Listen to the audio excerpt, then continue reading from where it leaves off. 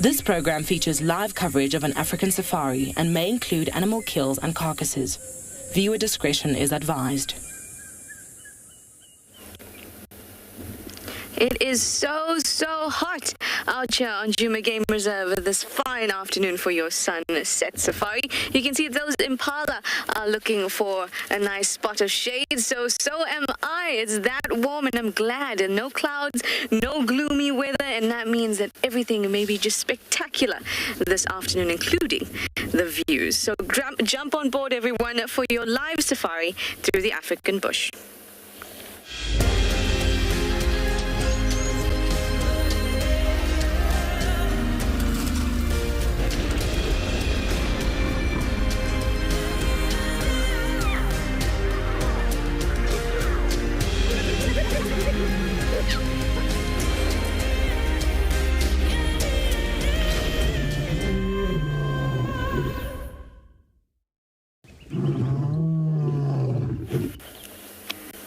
Welcome. Like I said, a nice warm day out here on Djuma Game Reserve, and we're out in quarantine where every animal is looking for a spot of shade, like I said, including myself and Shloni. If you didn't know who I am, my name is Trishala, and we're out here on Djuma Game Reserve, like I mentioned, quite warm.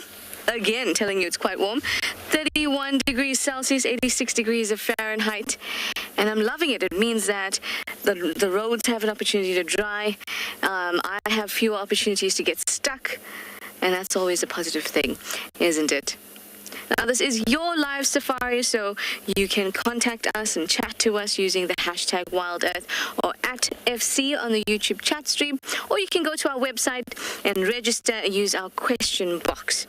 And if you're a wonderful kitty, although all the adults are also wonderful, but if you are a wonderful kitty, go and use our email address, kidsquestions@wildearth.tv, and pop us a mail, and we can answer all your questions and have all the wonderful discussions. Now, I'm sure that you are familiar at this time of day. Things are very quiet out here in the bush. The most numerous antelope around, the impala, is the majority of what we'll see, really, for at least this first half an hour, because everything else is just trying to keep a low profile and find some shade, particularly our predators. Other animals that we may see would be some elephants, and that's what I'm going to find for this first hour, and then we can follow up with some lions, maybe a leopard or two. Who knows? Tristan and I are out. Maybe we each find a leopard. Wouldn't that be amazing?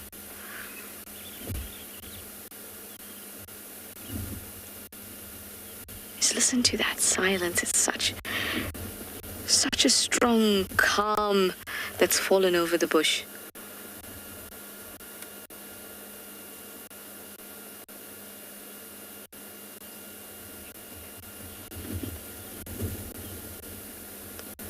Just a few birds calling, because in the heat their call doesn't travel too far. So there's this beautiful silence out here this afternoon. Well, I've told you all about the weather here in Djuma, so how about we go and have a look at the weather at our other locations.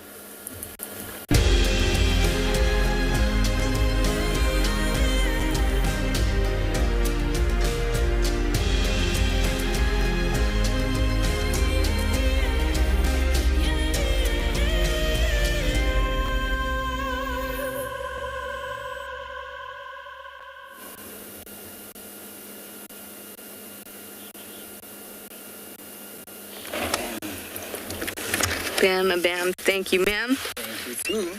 That was a nice intro. That was good. Feed close to quarantine at the moment. My name's Tristan. On camera, I've got Darren this afternoon, and it is very good to have you all along for the ride. Hopefully, these ellies will move out of the little thicket that they're in at the moment. There seems to only be two that I can see at the moment. It's this one that's coming towards us, so nicely. Hello. Getting a little trunk up, just sniffing us. And then one younger one. It's been quite fascinating to see the last few days. I haven't seen a lot of big herds of elephants. It's mostly been very small, fractured, splintered groups. And it does sometimes happen when you get really good rainfall.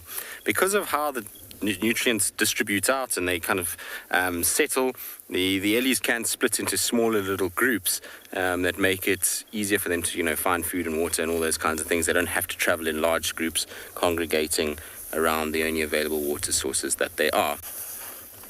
Yes, Big Mama, I see you there. We're not going to do anything to your little one. You can cross in peace. So that head shake is just her basically saying to us, my baby's crossing, don't come closer. And it's just happy as long as we sit still and we're not making too much noise and moving too frantically, it's perfectly fine. You can see once she's gotten to the other side and found the marulas, or sniffing around for the marulas, she's pretty happy once again, and is not too concerned about us. They often do that when they cross roads. It's also quite a strong breeze that's come up this afternoon, which will make the ellies a little bit more temperamental than they normally are. She's very pretty though. I'm not sure she's going to find too many marulas under this specific tree though. If you look at how the grass is flattened, you can see how much elephant pressure there has been under this tree. Lots and lots of different elephants that have been feeding in this section. And so I think you'll find that maybe a bull was already here today. I don't see a lot of them lying on the ground. Given also how much wind we've had this week, it's dislodged most of the marulas that were left on the trees. There's really not too many, unless it's the marula in camp. We have a massive marula that's in our camp that produces abnormal sized marula fruits, which I'll try and get an example of tomorrow morning. I'll bring one from camp versus one that we'll collect from out here and show you just how big those ones that are in camp are. And we've kind of thought about it as to why it would be, but I suspect one is that it gets a lot more water as an individual than what these ones out here do, because where it's positioned, it's right in the middle of the kind of block of buildings, and the runoff off the roof all plunges straight towards that marula tree. And that means that it's going to obviously get a lot more water, and that's always good for the growth of fruit, particularly something like a marula that's so high in water content. And then probably find that there's a lot of vegetation and things that is absorbed through that area by falling off of the roof. So it's almost being fertilized and watered at the same time, which is always pretty cool. So they really are amazing, and the problem with them is that at this time of the year is these fruits come thundering down onto a corrugated iron sheeting that's over where we eat, and it's just about enough to give you PTSD when it comes crashing down, because you're sitting there and all of a sudden you just hear this loud bang above your head. It's like a shot ringing off when those marulas come thudding down. It's something that people that are not used to the camp shudder and kind of jump at the sound. And once you've been here for a while, you start to kind of get used to it and not to worry too much. All right, let me just reverse a little bit just so that we can catch up with them, because they're moving kind of away from us at the moment. So nice to have some sunshine. It's a nice hot afternoon despite the wind, which means we should get a nice amount of evaporation, which is what we need at the moment. The more we can get evaporation, the better at this stage. Cockatoo, you like how they stand and feed? It's nice when they stop and kind of stand there and feed and their ears gently flap on a warm afternoon.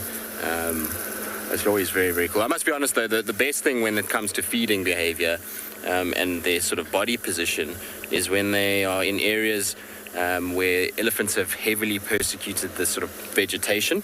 So places like Lower Zambezi and Mana Pools national parks in Zambia and Zimbabwe respectively, there the elephants have eaten a lot of the lower branches, and so when the anna trees come into seed, these guys go onto their back legs and they rear up almost like a kind of horse would rear up, and they're on their back legs, and then these trunks extend up and feed. It's absolutely amazing to see. I've yet to see it in the Sabi sands. I've seen one bull go onto 3 legs, so he almost rocked onto his back legs, but kind of just decided not to worry too much and went back down. And the reason why we don't see it so much from the eddies here is because, well, they have a plethora of food available to them. Even in the winter months when it seems quite dry and desolate, their ability to dig and get roots and tubers from an area that is filled with all kinds of vegetation means that they don't really have to risk going onto their back legs and being uncomfortable to find the food that they need. Obviously in summer it's so easy for them, particularly in high rainfall year like we're having this year. Whereas in those areas, a lot of the vegetation on the ground is quite devoid because of the canopy and forested sections where these anna trees are. You don't get a huge amount of vegetation on the ground, and what does grow there generally is not hugely nutritious. So the pods of the anna tree really are like candy to them. So they reach up with those trunks just to grab them. Beautiful little family though, aren't they?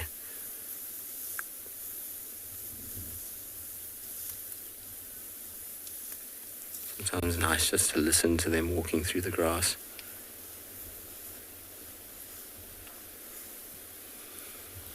Now you may see in the distance there's like a little tower that's back towards where our camp is. So they're not very far from our camp. They probably find from eating here on this marula groves that are around on this crest, they'll then walk towards Gallagher, or possibly even Vuyatela Dam.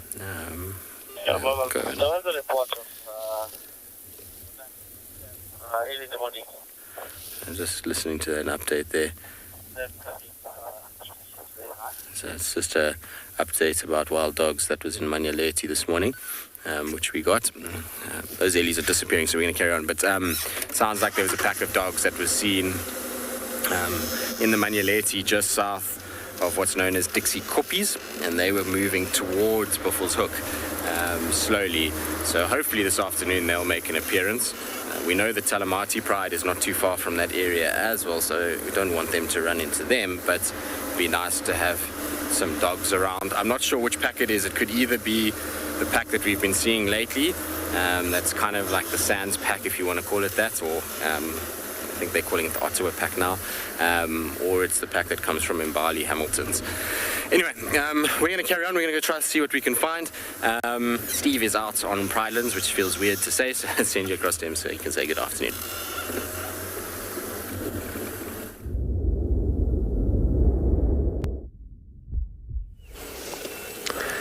Good afternoon, everybody. Welcome to the blue skies of eco-training Pridelands, where it is a beautiful afternoon. It's very warm. My name is Steve, and I'm joined by Johan on camera again, and we are very excited to be out and about in the African wilds with you on board. But we're going to keep moving because it's hot with the capital H.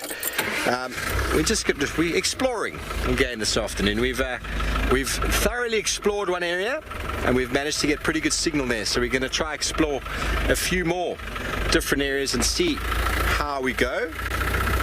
So it's just lovely to be out and about and seeing new areas, and there's a lot of similar plants, but there's a couple of plants that I'm going to be touching on over the next couple of days that we just don't see in Djuma at all. So it's nice to see the geographical difference. There's still the red bush willows and the tree wisterias, the leadwoods, jackalberry. I haven't seen jackalberry yet, knobthorns, all the similars, the marulas. I know many of you like our tree segments, but for example, this one right here next to us, I'm going to put your hand in the sun for just a moment, is a very beautiful tree, and we get its cousin in Djuma. We get the silver cluster leaf, which looks very similar to this in pod form. But right now you can actually see it is got purple pods, and you can actually see there's a few flowers on the end of some of those stalks. Can you see a little bit more over to the left, Johan? You'll see that there's one just up a little. There we go, top right to the screen. There's flowers right over there. A little bit more down. There we go, there on the end of that. A little bit more right. See my hand here? That one there, up. There we go. You can actually see this one's in flower as well as fruit. And these ones, you think the purple, the Terminalia sericea smells bad. These fellows are revoltingly bad in the smell. And there's talk that there's actually flies that help to pollinate them because they smell like death. They smell like really, really, really rotten socks. Silver cluster leaf smells like rotten socks. These smell like dead animals in rotten socks. So I just thought I'd bring that to you this afternoon as a wonderful way to start the afternoon, but this one very easily identified by the purple pods. It's called purple pod cluster leaf or purple pod terminalia prunoides. It's very common in these areas, but yet there's a divide, and suddenly they don't occur in the more sandy soils we find there on Djuma. Terminalia cluster leaf. The silver cluster leaf is much more sandy soil orientated, and these fellows are very, very common here in the Balule-Timavati region. Very prominent bush encroacher, very, very prominent. Whenever they do take over, they can take over quite powerfully, but well browsed, well utilized by many of our mammals. But we're going to keep moving because, as I said before, it is very warm. And we will be breaking down plants as we go, everybody. But we'll be doing it in shady spots. There's lots of corkwoods around, which we don't get down there. I remember finding one corkwood was about this big, about 2.5 years ago, and I wasn't sure what it was. I was like, what is it? It was this big. Sometimes not easy to identify plants that are that size, but after getting back from drive, James was like, I'm pretty certain that was a corkwood, and I was like, of course it was. We also get cork bush over here with a very nice plant to see, Mondulia.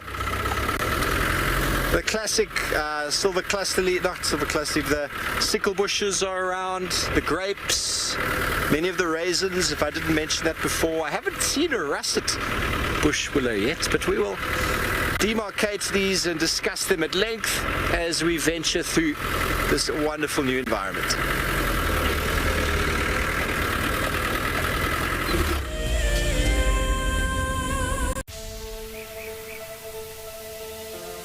How insane is that animal? This is out of this world. Fantastic. Good, Mama. Wow, what a way to start off. It's just such an incredible privilege to be out here. It just keeps on delivering. There you go. Heart is pumping right now. 3, 2, 1. You are live. Look at this, everybody. We've got a live kill.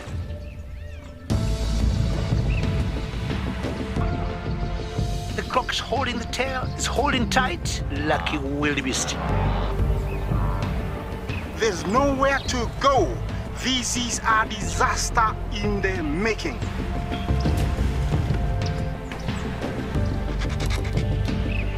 This is the first leucistic zebra I have ever seen in my life.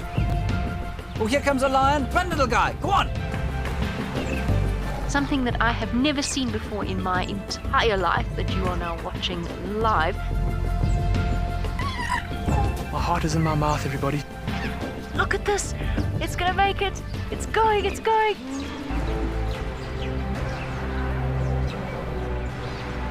This is just too magical. Hi, little guys. That's great, isn't it?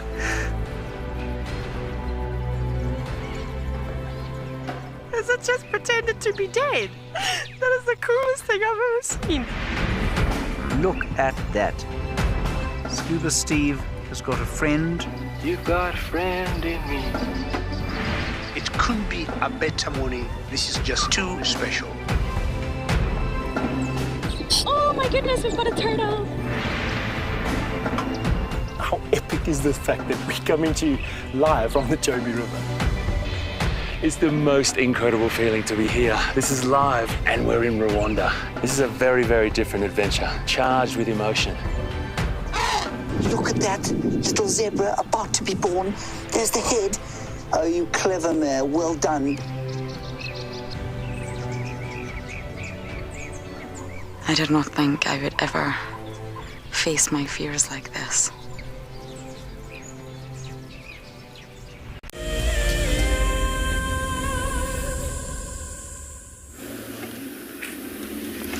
We are here at Treehouse Dam. We're in a spot of shade, as I described to you before, and I'm just waiting, really. I miss sitting at a dam, especially, like I said, at this time when there's not much else happening. Sit at a dam for maybe just 20 minutes to half an hour and see what comes along. Now, usually we'll see lots of birds along the edges of the dam, but it's so full that there isn't really a shore to spot any birds. I've got my binoculars out. I hope you've got your binoculars out. You've got your binoculars out in the form of a Shloni zoom. Just looking along the edges of the dam.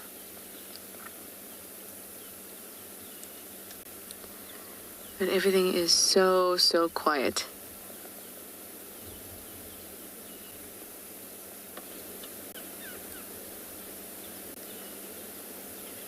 My biggest hope would be some elephants come down to play.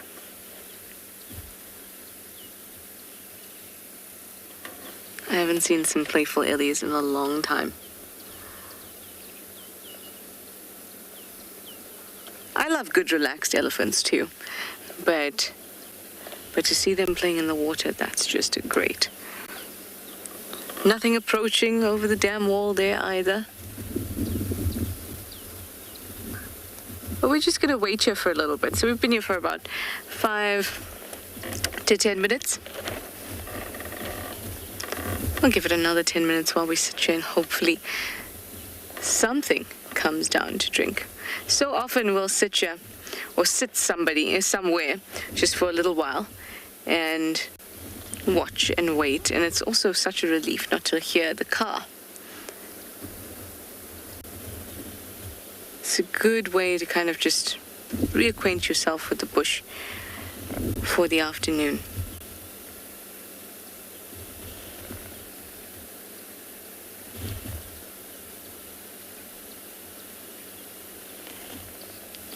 Very quiet, but I can smell some stink bugs. That's the other thing that's nice about sitting around and waiting and watching, being patient, is that you often find some really cool insects in the trees next to you. Or perhaps even a daytime chameleon. That would be awesome, isn't it?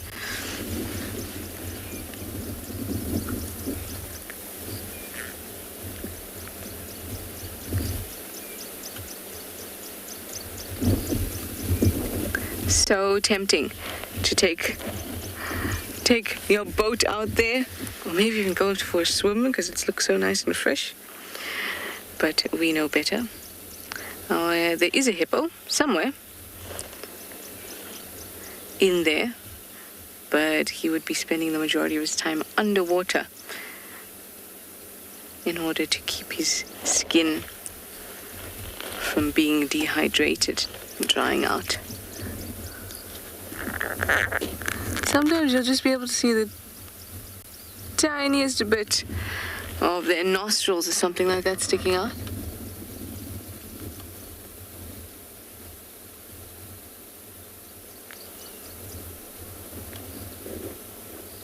I don't see anything that is most clearly a hippo though.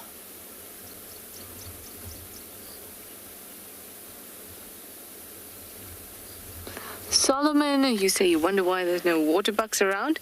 They probably are close by, but being around the water in the heat doesn't help so much. So they'll be in the shade somewhere, but within 2 to 5 kilometers of a water source. But we were seeing them around here quite a bit, weren't we, Solomon? Since I've been back, I've always seen them here by Treehouse Dam. But it also hasn't been this hot since I've been back, so they're probably seeking some shade. I wonder if you can hear the marulas falling around us. Yeah, they're probably seeking some shade and not necessarily very close to the water, but within 2 to 5 kilometers of it. Always.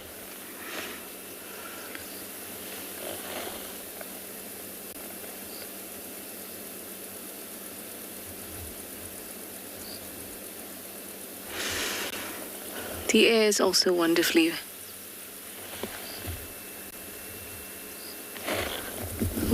fresh. I'm not sure. I'm not sure what that question was or who the viewer was, but it was something about the hippo.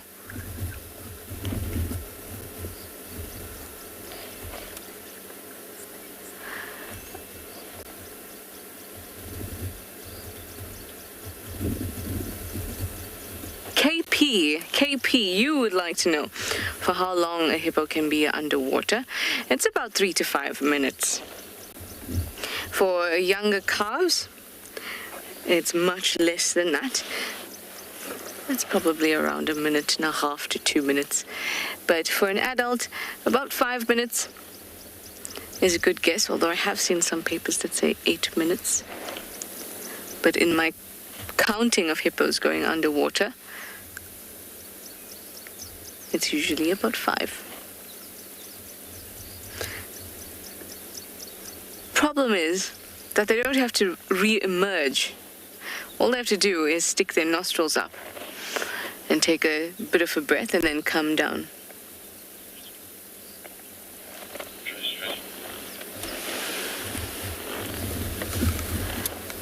They just have to stick their nostrils up and get a bit of a breath. But other than that, we won't see them. Let's see what Tristan wants. Standing by live for you, Tristan.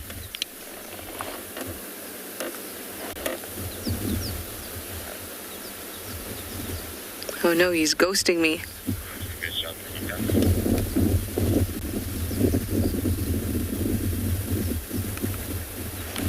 No, I'm not even sure what he said.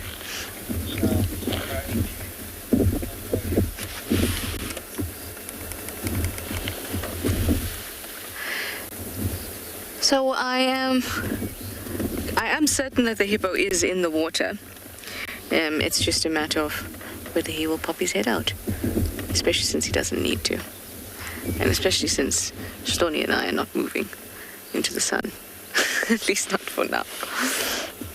Well, if we look over to our left, quite close to us,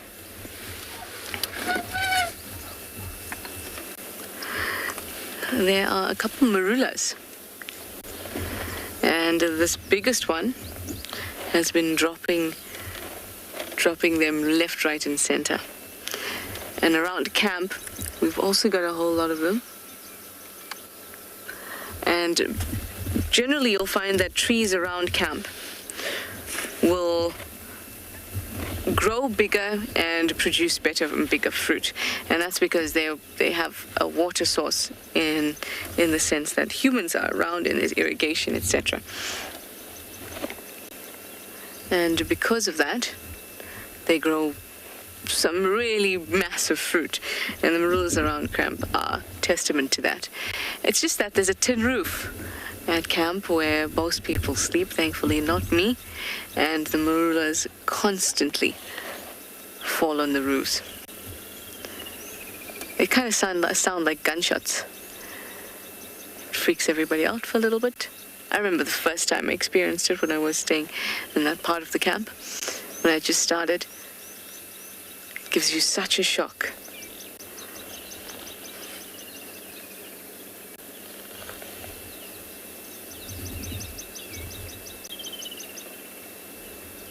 How beautiful are those blue skies?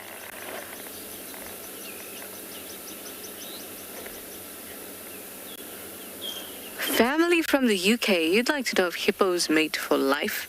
No, they don't. Male hippos, they collect what is known as a harem. So they have multiple females that they mate with within their harem, and that changes. So if a dominant bull or another bull comes out and comes through into that water, and that bull and the dominant bull have a fight, and then the dominant bull loses, then that new immigrant bull will now collect his harem. So they're constantly changing who it is that they mate with. Ooh.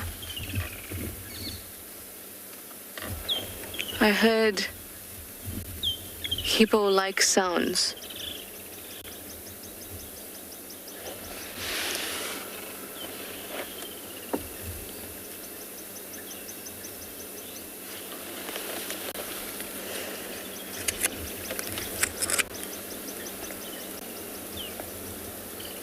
Just grabbing my binos out.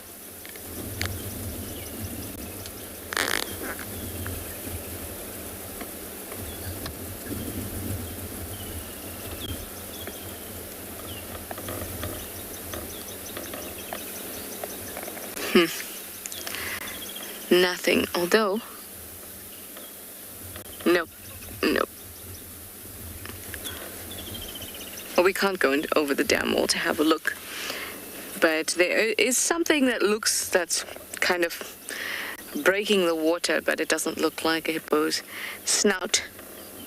Instead, it looks like a leaf or something like that that's floating in it.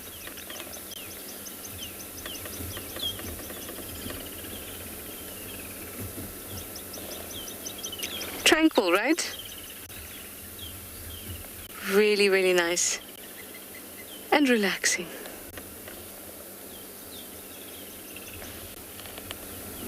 It is our, like the meditation for before all the action starts on drive. Oh, there come our lapwings.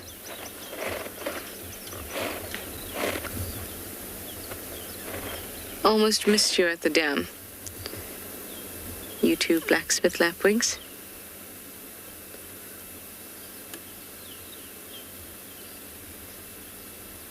Shame all these waterbirds don't really have anywhere to land because the shore of the dam is taken up by vegetation now. So they have to tread so carefully.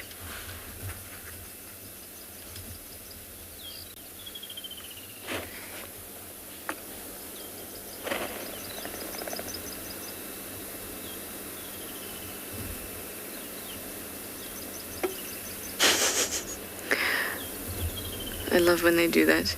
That's their I'm gonna chase you stance.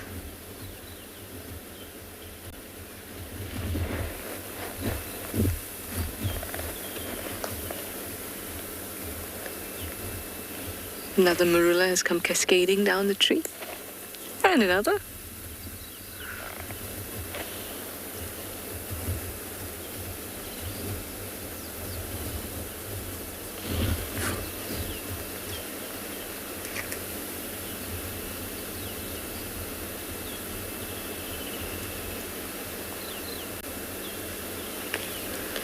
Well, I think we spent some nice amount of time at the dam. We were hoping that the elephants would come down. Not that I saw any elephants or evidence of them, but, you know, you can always have a hope, especially at a lovely waterhole like this. Well, we're going to send you over to Tristan now for a bit of an update, and we're going to move off.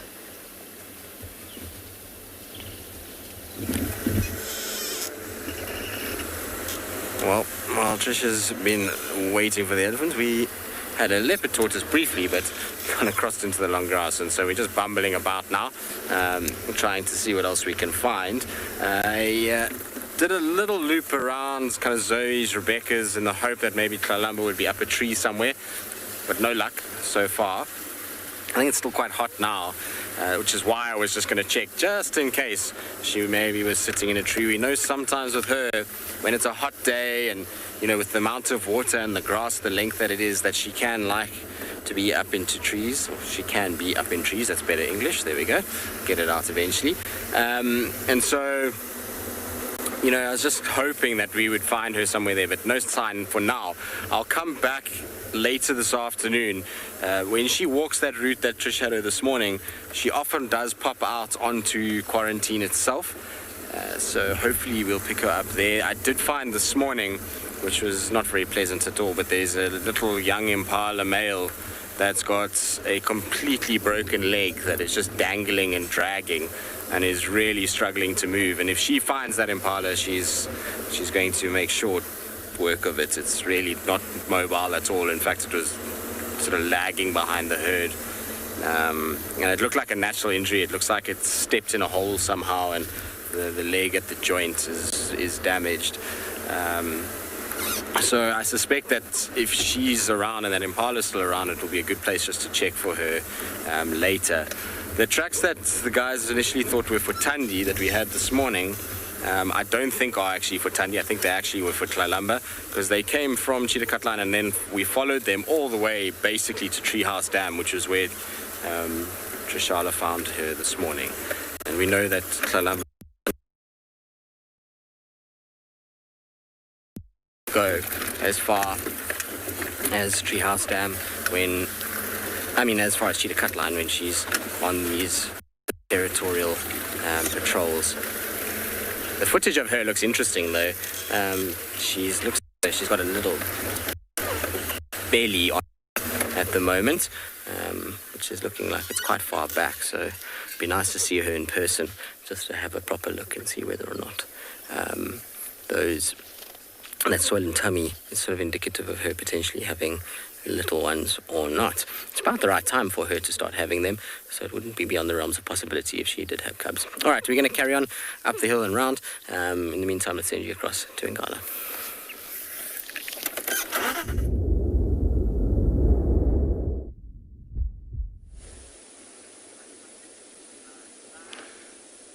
Good afternoon and welcome to andBeyond Ngala, everyone. And we have managed to find quite a nice herd of blue wildebeest that, just like us, are sitting underneath the shade of a couple silver cluster leaves. And it is rather warm today, so I think they've made quite a good plan coming through to the shade. And you can see there's a lot of grass around as well that they can feed on this afternoon while resting in the shade. It's a nice group of them, quite a big herd. There's quite a big bull as well. He's currently hidden behind one of these, I think it's a large fruited bush willow that he's behind. And we've decided to come out into the western part of Ngala today just to change things up a little bit, see what we can find out in a part of the reserve that hasn't really been touched by too many vehicles over the last couple of days. My name is Nick, and behind camera we've got Odie this afternoon. And as I said earlier, it is a really lovely day here at andBeyond Ngala. And our plan this afternoon, as I mentioned, the western part of the property, and we are heading towards one of our bigger watering holes called Alfred Dam. And we are hoping that we will find, we could find anything in that part of the reserve. I would bet my money on maybe an elephant around there. There's really nice long grass surrounding the waterhole. And with the temperature being so high today, there is water all over the property, so there's no real need for them to go to the big watering holes. However, if a small group of elephant bulls or a couple of them decide they need to cool down, they might even head towards that dam to have a swim.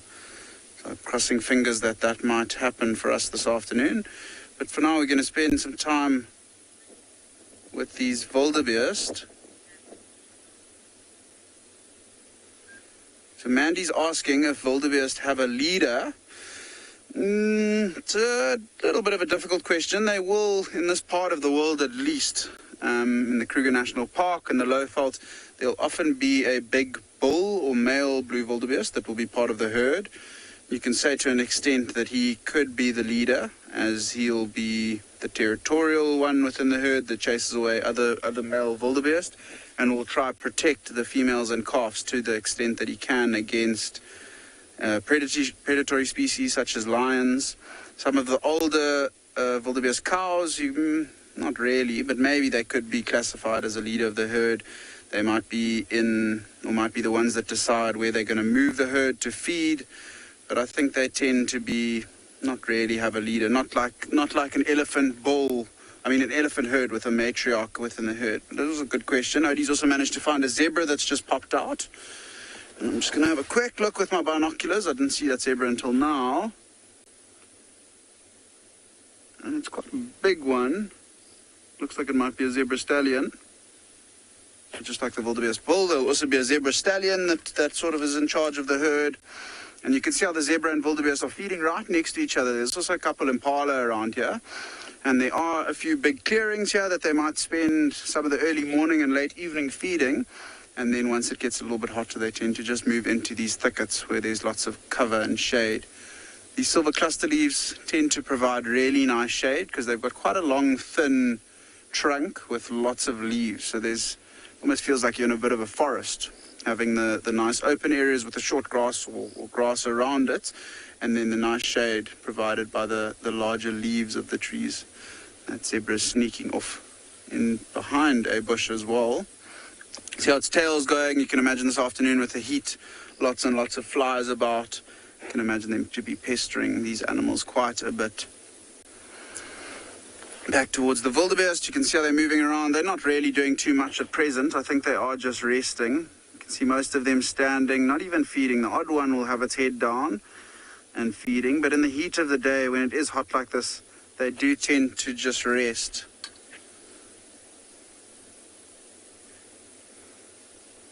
So Chris is asking the difference between a black and blue wildebeest.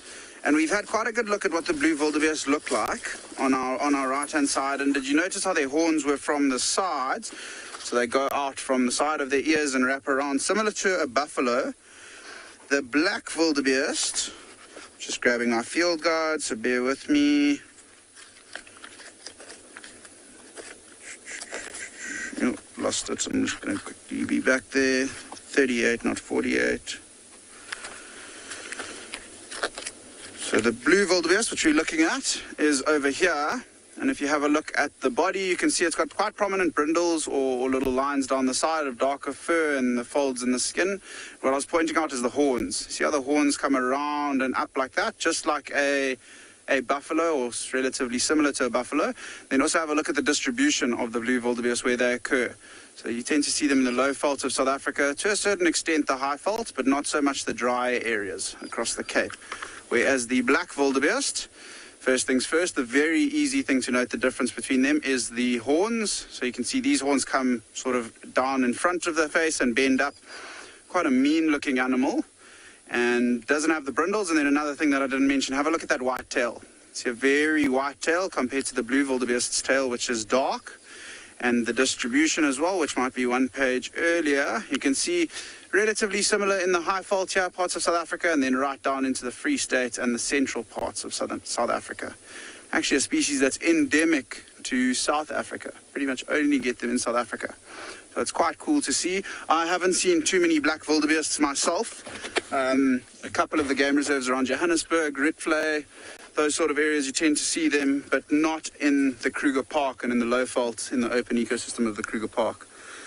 A nice question. Wildebeest still moving around. They seem to just be ambling from side to side. There's quite a nice breeze that's starting to pick up as well, so these wildebeest must be enjoying it as much as we are this afternoon, keeping us all nice and cool.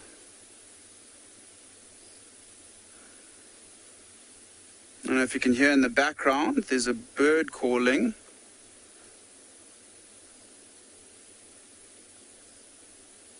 So Rosalind's asking how long are wildebeest horns. I would be lying if I said I knew. So I'm going to go back to the field guide, and I'm just going to have a quick look around here, and it should be able to tell us quite easily. Blue wildebeest, average horn length, there we go.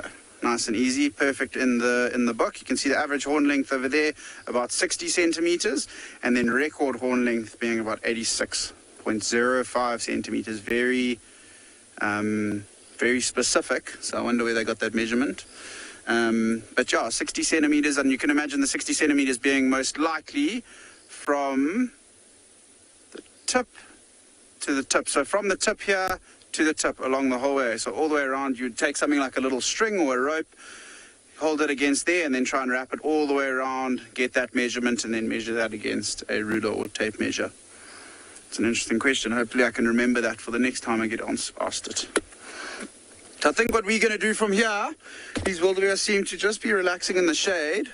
So I think what we might do is we might keep driving towards that big watering hole that I mentioned earlier in the west, and see if we can't find something around there. Hoping for some elephants. I'm sure we'll get a look at some hippos, and maybe if we're very lucky, we'll have a crocodile suntanning on the bank. But I think we're going to continue for now and see what else we can find this afternoon. Crossing fingers for something exciting.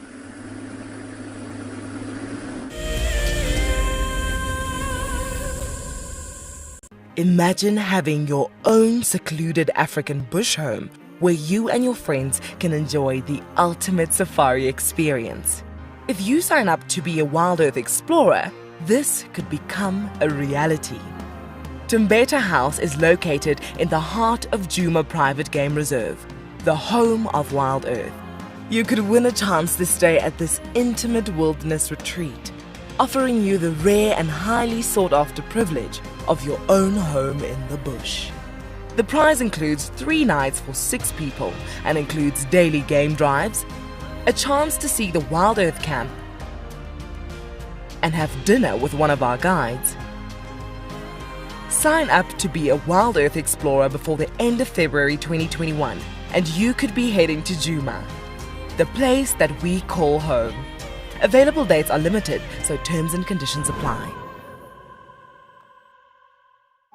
Being a safari driver requires some serious multitasking ability. You've got to be able to talk, look at the road, steer, and occasionally get the vehicle into the right gear. Do not crash into any trees.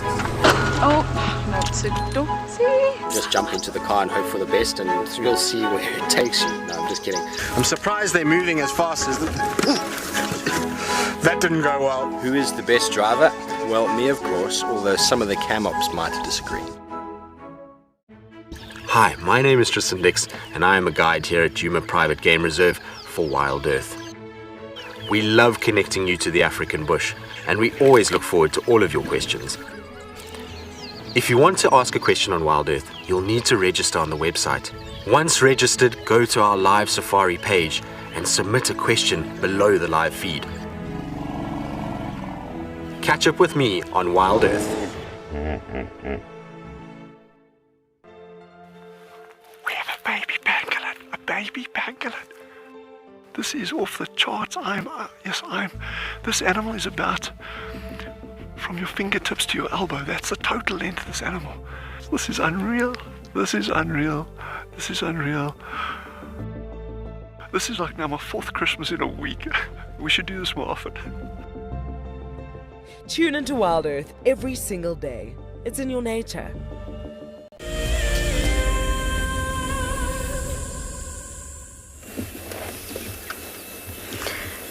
We have some dung beetles. It's been such a long time since I've seen them. Actually, rolling dung, that is. I've been seeing them all over. Wherever there's light in the evenings, fly into the rooms. It's nice to see one with a great big dung ball and without any competitors around.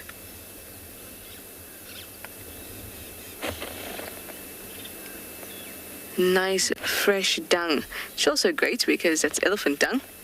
Maybe there's a good elephant sighting around. That would be awesome. Look, he's even getting some flies attacking his dung ball. It's so good and fresh.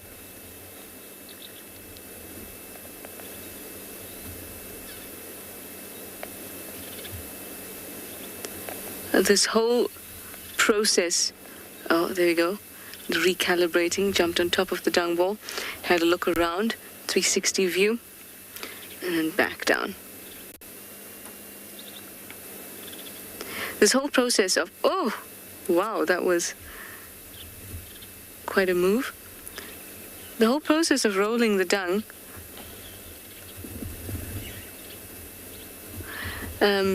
actually creates this solid layer of sand around that soft dung, which is really cool. Anyway, let's have a look at the actual dung pile. Steaming and fresh, exactly how dung beetles like it. Now, I had a question there. I'm going to grab the name of the viewer again, but it was a question about whether it's true that they use the Milky Way to navigate.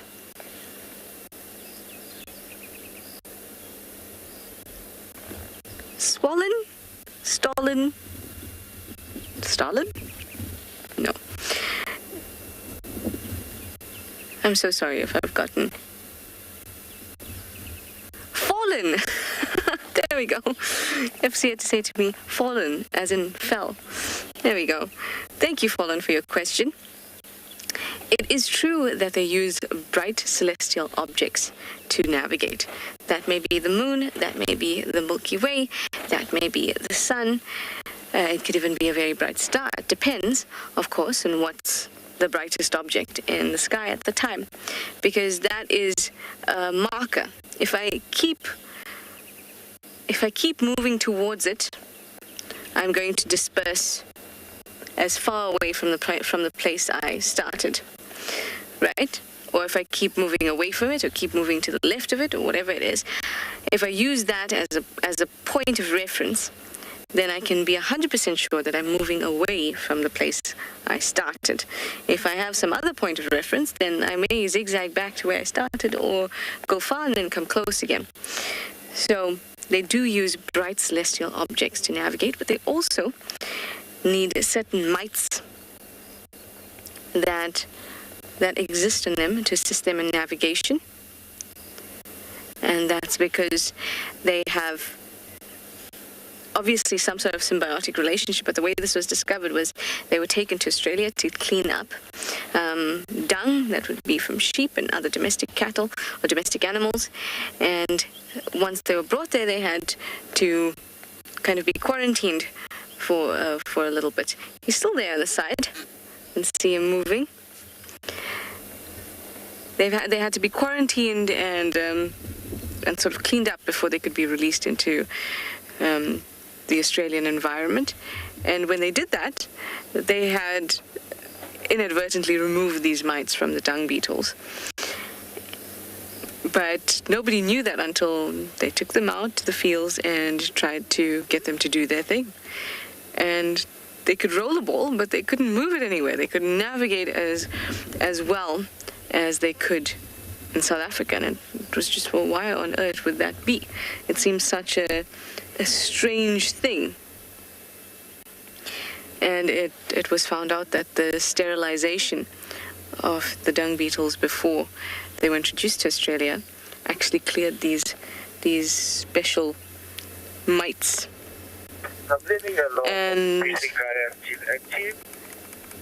And that's when it was figured out that they assist them with the navigation.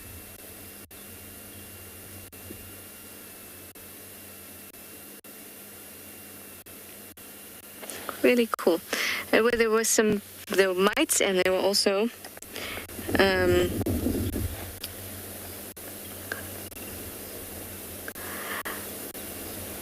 some microorganisms as well. Probably a combination. Mina Moo, you'd like to know how much, as in weight, a dung beetle can lift. I have no idea. I would say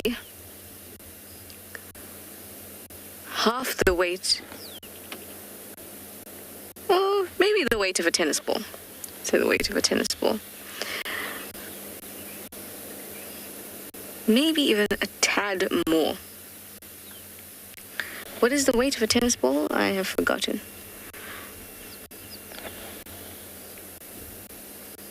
But maybe even a little bit more.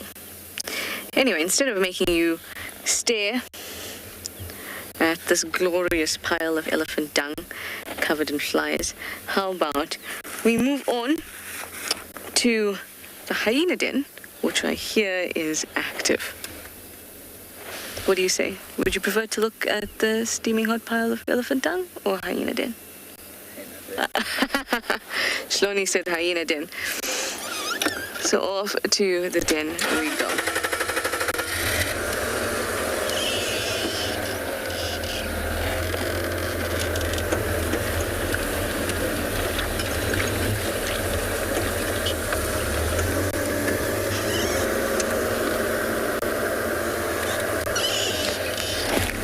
Okay.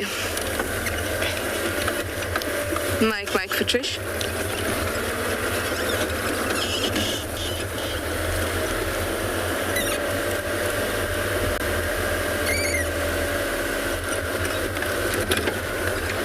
It was full earlier, so just need to check Mike was meant to come out.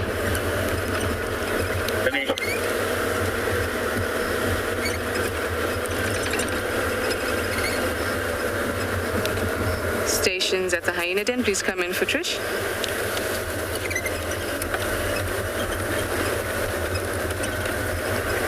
Candy Girl, you'd like to know how long before we're able to off-road again? That depends very much on the weather. So we're going to expect rains again from about Sunday.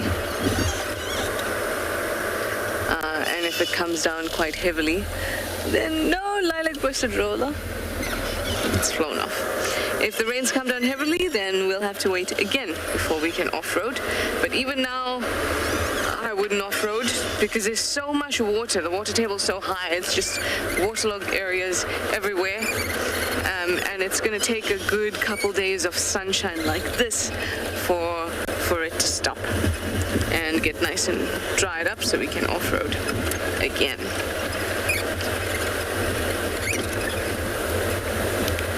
Stations at the Misikaya coming. Whoa!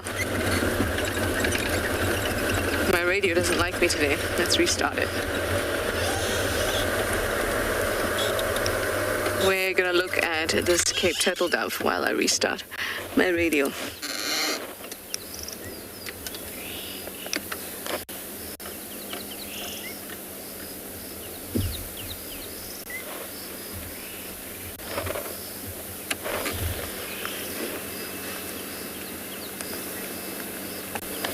It's being so ugly to me. Not you, Cape Turtle Dove. You're being lovely. Oh, there we go. Standing by, Bunny. Yeah, I'm also interested in that hyena den. Will you let me know when there's a space there once you get there? I will do that. Mike's just moved out. I've been trying to contact him, but I think that's a space for me. I'll let you know when another space opens up. I'm almost there. Thank you. Okay, well, space for us is ready.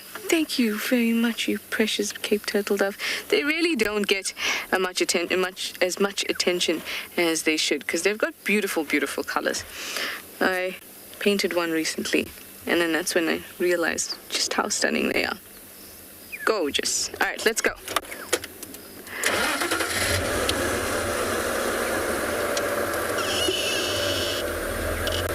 If you were very interested in the Cape Turtle Dove, then I'm sure we'll see another one at the Hyena Den. It wants to have a race with me.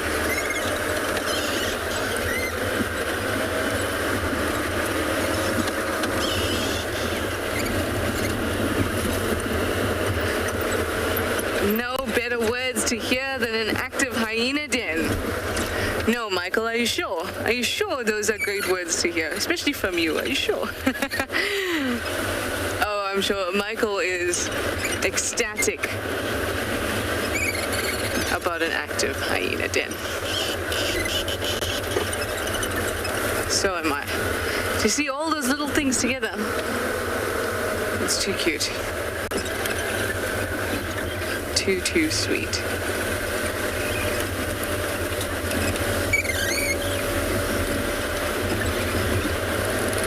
And to see what they'll get up to today.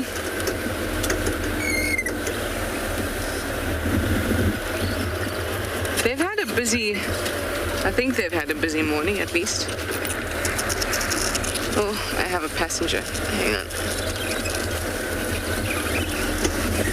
Let's see if I can lose my passenger quickly.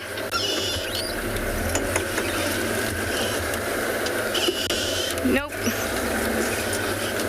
Okay, I'm just gonna jump out for a moment.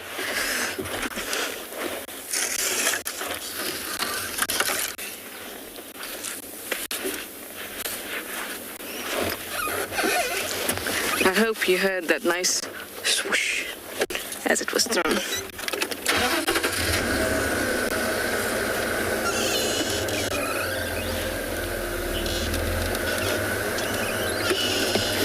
Alrighty, well, I'm almost at the den, and I'm gonna send you over to Tristan for an update while I get in.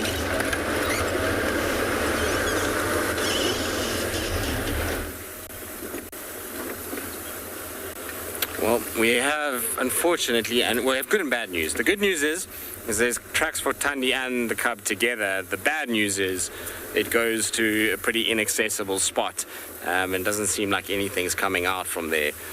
Unfortunately, it's not ideal, but they are back to where on Chitwa, where the rocks are, and tracks are all over there, up and down.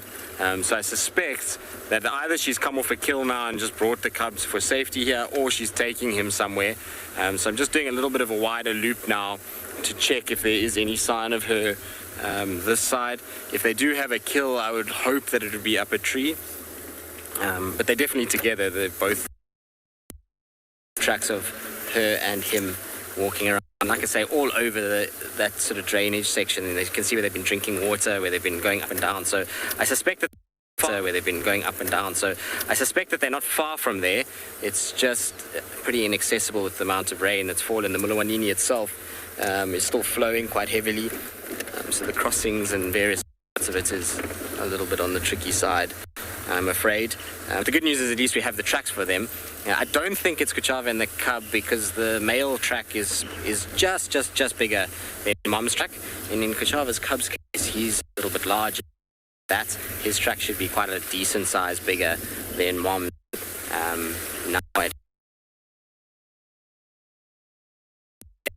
Hopefully we'll get a name for him soon.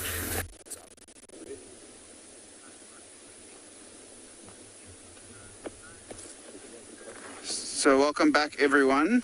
And you can see we've come to this nice big watering hole in the west called Alfred Dam. And we have just had a quick view of a crocodile that looked like it was eating something, but it has just disappeared into the grass. There are a few Egyptian geese around there as well, which are always nice, although not my favorite bird species, but they are nice to see. I think we're just going to have a quick view, see if we can't wait for that crocodile to come back out. It's the most exciting thing that we have here at the moment.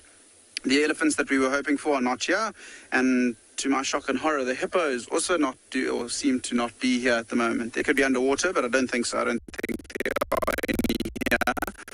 But how beautiful is the view of this watering hole as well. The wide open spaces, and it is rather full. I mean, you can see there's a lot of grass around the waterhole. Is that a hyena, Odie? There is a hyena there.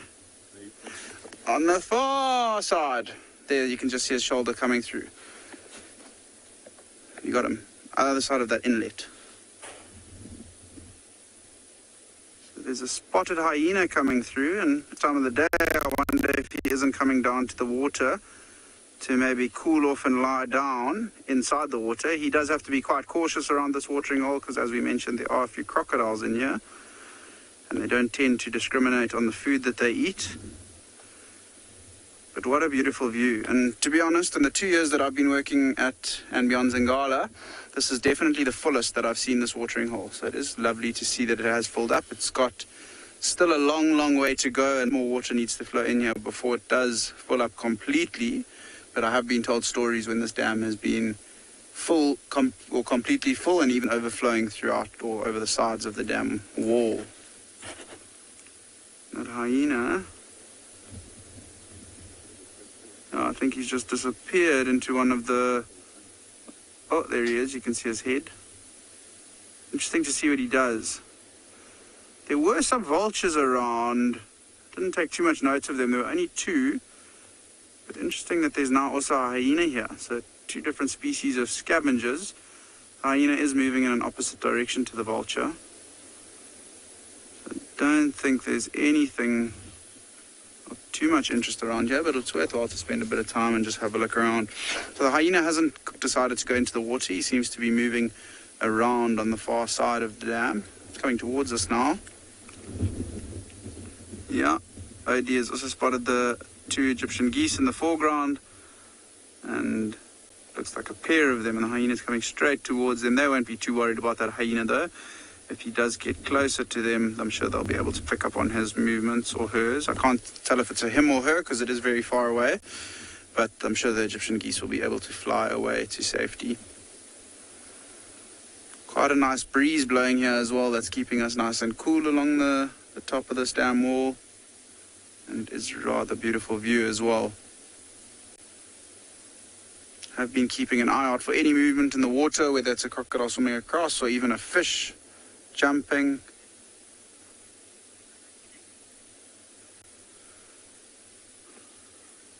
It's a very good question, Oscar.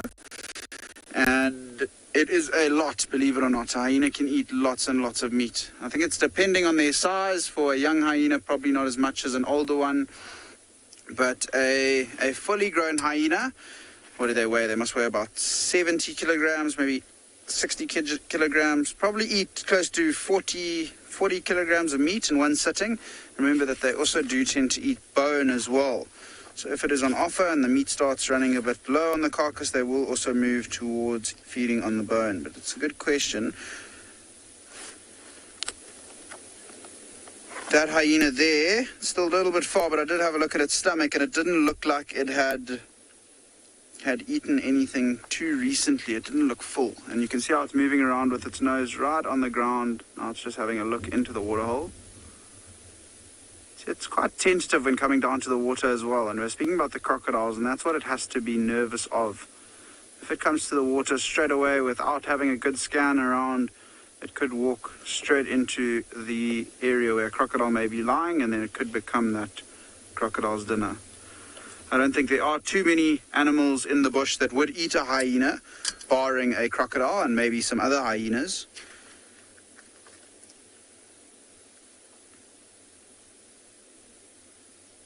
But yeah, hyenas will feed. I mean, they'll feed, often you see them at carcasses, and they'll feed almost similar to lions, feed almost into exhaustion, where they are so full they can barely move, but they'll still every now and then stand up and try to just consume more and more, because with these animals, especially with hyenas, they don't know where their next meal is coming from. We've spoken about them being scavengers and the fact that they will often follow vultures down to the ground to try and find sources of food.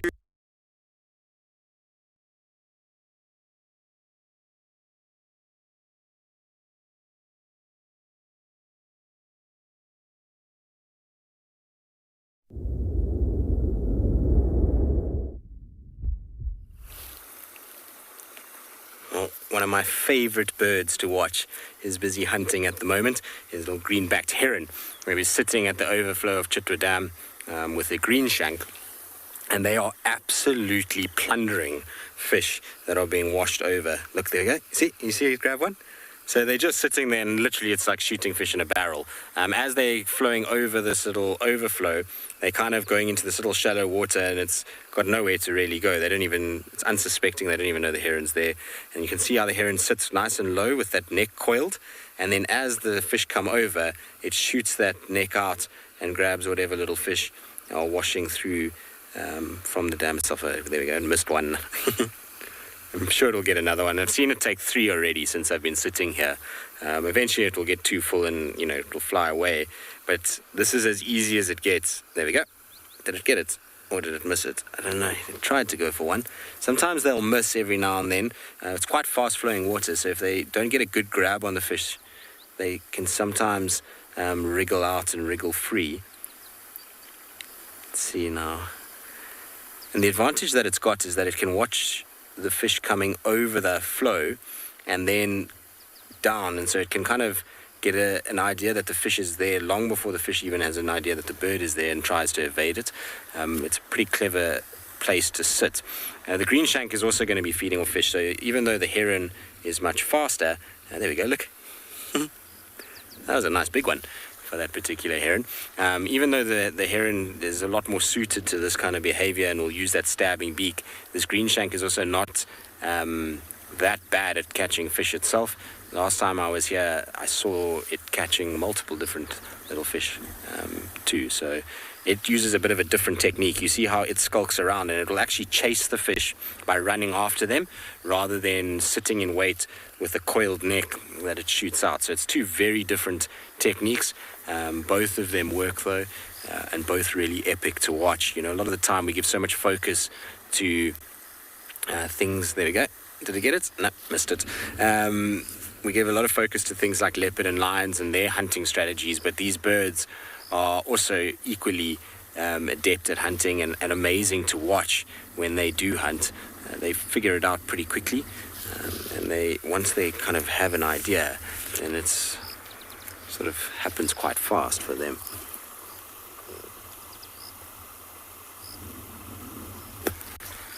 It's actually quite nice just to sit and listen to the sound of the water rushing over while watching them.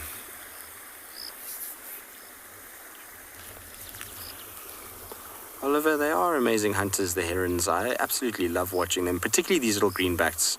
For me, I don't know why, they remind me of, they're almost like a little leopard of the bird world. They stay low, they typically quite well concealed, and they like to sort of move around. Oh, that pied kingfisher just grabbed a fish and has just flown off.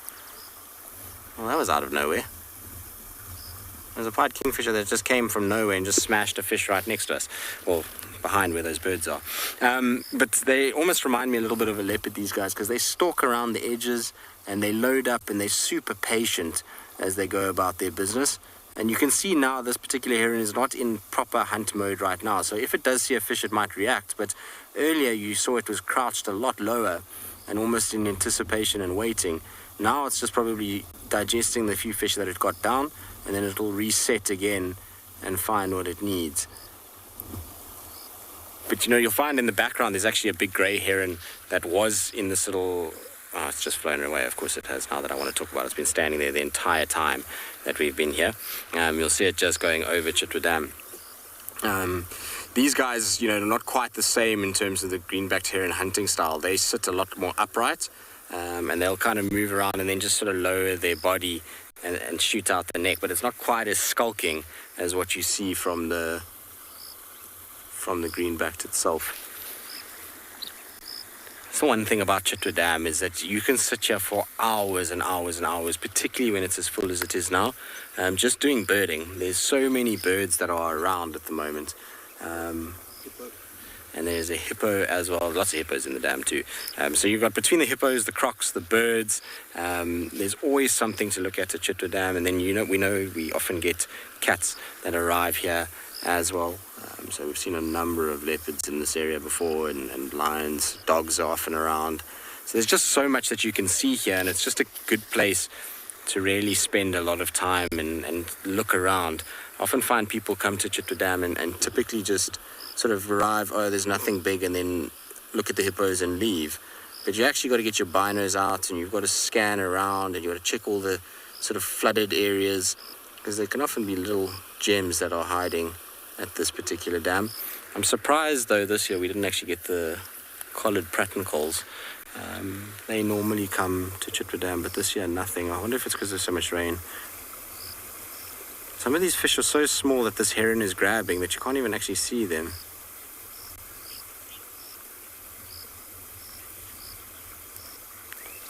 So Sinak, in terms of birds in groups and hunting together, oh, there we go, the green shank just grabbed a fish. It's got it in its beak now, running away. It's a nice big fish. Now you see it's flopping on the edge of the water. Isn't that cool? You see it's just going to rinse it a little bit. Oh no, it got away. Oh no, green shank. Oh no. Oh, there we go, we got it again.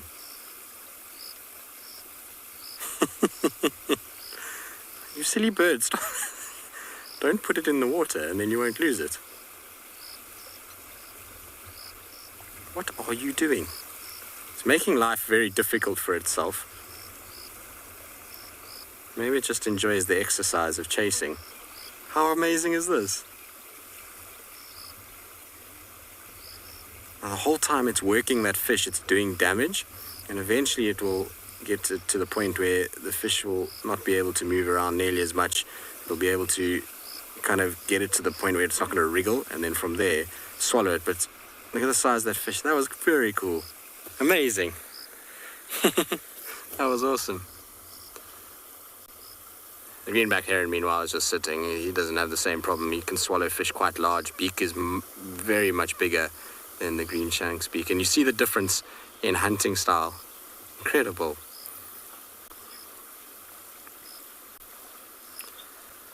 Emily, who's 6 years old, I actually don't know. I think it would differ depending on the heron. Generally, you find with birds, they live for quite long periods of time. So I would imagine, I honestly have no idea. So it would be a complete guess, but I'd throw out at least 20 years, maybe longer. I don't know. I will have to research that for you, Emily, and just double check and make sure. Sinak, I also didn't answer your question properly about the birds and being in groups and cooperatively hunting. So sometimes you'll see things like African hawk eagles. They'll be together in a pair and they'll cooperatively hunt. Sometimes groups of spoonbills together. Yellow-billed storks I've seen in big groupings. It's not really chasing things towards each other, but as groups together they can flush out things and they benefit from each other's movement. Marabou storks, when you get a lot of bullfrogs, they'll be in big groups together. Just trying to think what else is a big cooperative hunter. It's probably about it for this particular area in terms of actually chasing things to to be able to use each other to find food. But the hawk eagles are probably the best example of it. You know, one will often dive bomb and flush something, and then as it flies up, the other one grabs it. This has been so cool. I think that's one of my best green shank sightings I've ever had. It was fun watching that bird chasing his fish around. The greenback theron's going to strike again now. It's gotten itself into that low sort of stalking posture once more. And what's interesting with it is every now and then a fish comes past that's too fast for it. So it sees it and it tries to lunge, but the flow is so strong that it's gone long before it can actually strike out. But you see how it gets itself sort of low to the ground, very much like I say, like a leopard would do, or a lion. When they stalk, they get as low as possible. Amazing. Butterfly, you say, such a beautiful place. Chitwa Dam is beautiful. It's a magic setting for a lodge, especially when it's so full like it is now. You've got all of this water and there's life abounding everywhere. So it is a special little spot to sit. I enjoy immensely coming down to Chitwa Dam. Obviously, it holds a significant kind of place in my guiding career. I worked here for a while, so I know this area very, very well, and have fond memories of many things involving this particular dam, from spending time when not driving guests just at the dam late in the afternoons with elephants swimming, to birding around the dam, to even doing a lot of walks around this dam area and finding all kinds of amazing things. I've also seen crazy predator interactions here, from lions killing a buffalo where this heron is sitting right now, to multiple leopard sightings, Fasana killing an Egyptian goose right here, crazy things, crocodile interactions, ridiculous hippo behavioral sightings. So, I've been fortunate in spending a lot of time here, and the beauty of the dam, as I was saying just now, is that there's a little bit of something for everyone here. If you're just willing to be patient and sit for long periods of time at this dam, you're going to be rewarded, whether it be fish being hunted by herons or, like all the other things that I've mentioned. There'll eventually be something that you'll enjoy. All right, well, we'll sit here a little bit longer with these fish. We'll see these birds, should I say, fishing. We'll see if anything else arrives. Hopefully we'll get another bird coming down to feed as well.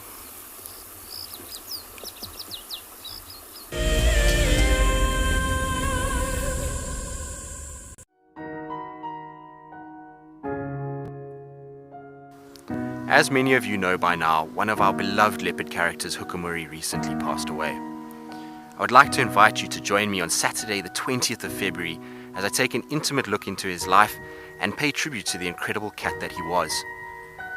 I'm looking forward to seeing you around the fire at 7:30 p.m. Central African Time.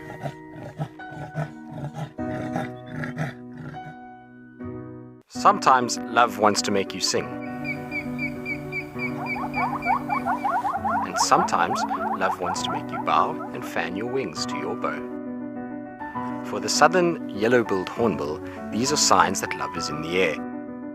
These birds are destined for a season of monogamy at least. Breeding pairs are in it for the survival of their chicks. But before love commences, the male needs to woo his valentine with food in the form of nuptial gifts. I'm Nikki here at andBeyond in Ngala in South Africa. I love getting questions from viewers about all the small things within the environment and how it all is integrated with one another. If you want to ask me any questions, please simply register with the WildEarth website, head across to the Live Safari page, and then post your questions there. I'm looking forward to chatting to you on my next WildEarth drive.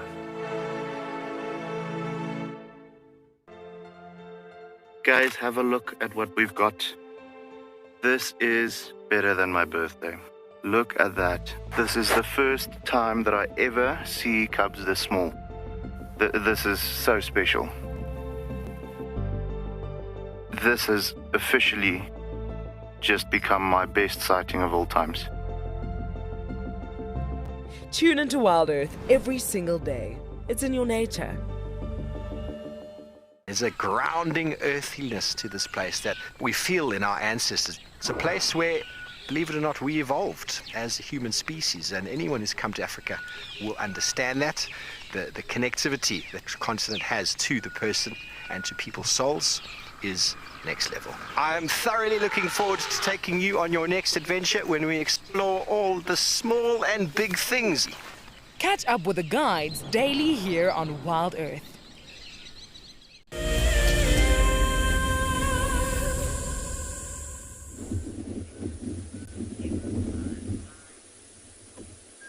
Welcome back, everyone.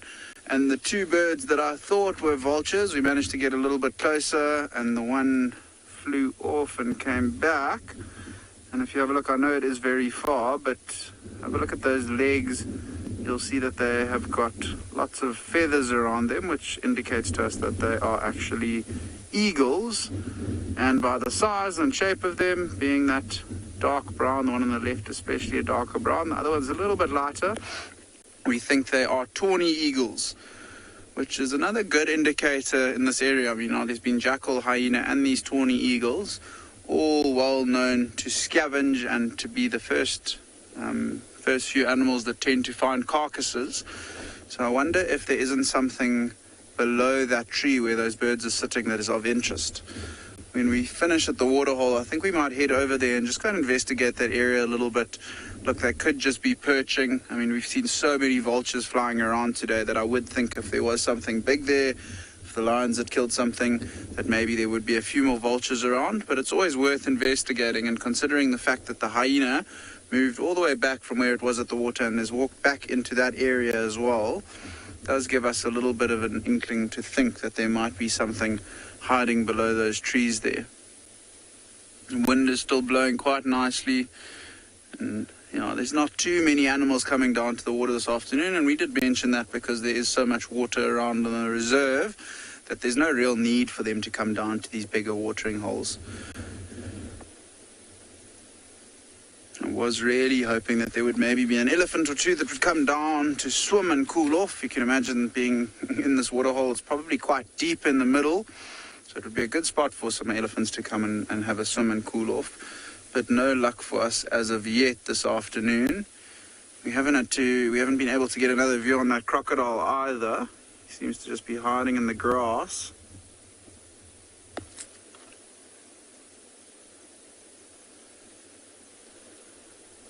So King B asking about the biggest eagle in South Africa. And it's an interesting one because there are three big ones that we know quite well in South Africa, them being the Marshall eagle, the crowned eagle, and the Verreaux's eagle, and they all have something different about them. So I'm just having a quick little look in my book to find the page where they are, and then I'll show you. I think the Marshall eagle is the heaviest of the three, and that's the one that we tend to see here more often than not. So if you have a look here, these are the three biggest eagles. Oh, the wind's giving me a bit of problems here. These are the three biggest eagles that we tend to see in South Africa. And you can see you actually do get them all in this eastern part where we are at Ngala and the Sabi sands. The crowned eagle very much prefers thicker areas, more forestry areas with lots of cover and big trees. Verreaux's eagle you tend to find on the escarpments or in the mountain ranges. They nest on the cliff faces. But have a look here, the Marshall eagle female, she weighs 4 kilograms. The Verreaux's eagle female 4.5 or 4.7 the Marshall, and then 3.6 to the crown. So the Marshall eagle is the heaviest. The biggest in terms of height of the three, I think, is the Verreaux's eagle with 88 centimeters. Close second is the crowned, 85, and then third is the Marshall at 81. And then I know it doesn't say it here, but the biggest wingspan, I think, is the crowned eagle. They've all got one thing that makes them, or that differentiates them, but these are the big three large eagles that we get in South Africa. And you can see they are also quite beautiful eagles. I think out of the three, the Marshall eagle is probably my favorite because it's the one we tend to see here and the one that I've got most relation with, having guided in the low fault and spent most of my time here. Verreaux's eagles are really beautiful. They are stunning birds as well. They do probably come third in my list because the crowned eagle for me is a magnificent bird. The colors are absolutely stunning. They've got beautiful barring on their tail. You can see that crown around the head that gets raised, mainly when it's blowing with wind, and maybe some of the rangers at Phinda could potentially try and find us a crowned eagle. It is actually where I saw my first crowned eagle since I've been with andBeyond was at Phinda, and there was a beautiful nest there that we managed to find with a chick and an adult in. But nice question. I'm hoping maybe if we get lucky we might find a martial eagle around. And Odie, I don't know if you can see up there, they tend to be disappearing, but far in the distance those impalas running, I suppose it's a bit thick. They just seem to be frolicking a little bit and having a good bit of fun up the top there running around.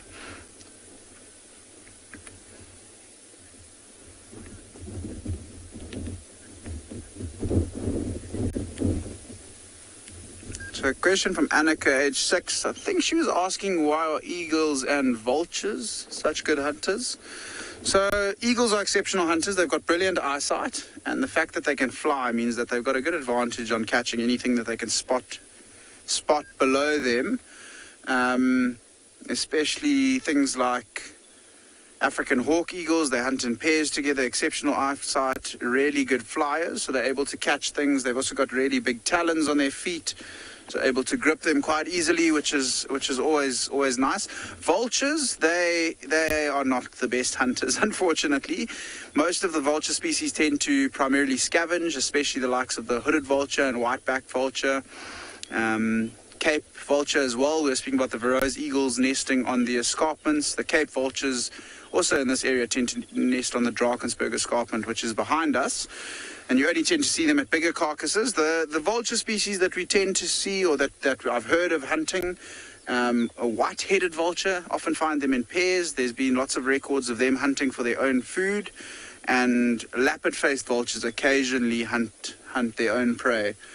The hooded vultures and white-backed vultures are not the most, or not the best flyers, so they struggle to be able to swoop down and catch anything, but I think it has a lot to do with their ability in the air and the ability to fly and hawk out of the sky, and then obviously with their big talons they're able to catch prey quite easily.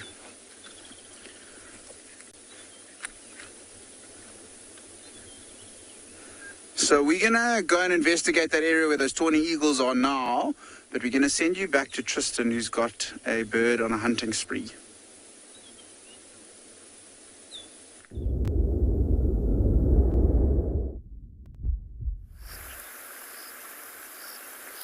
And the hunting spree is correct. It's like a murder that's taking place here. It's ridiculous how many fish this little heron has shoved down its gullet already.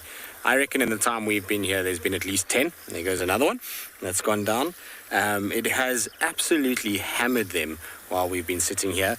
The green shank has lost interest. It's gone and sat down and has had a bit of a rest. I think it's had its full, but this little heron is not finished yet and is just grabbing one by one. There goes another one. Isn't this amazing? It literally is just non-stop with this particular heron. And I wonder how many it can actually eat before it decides that's enough. I mean, they're not very big fish, granted, but still.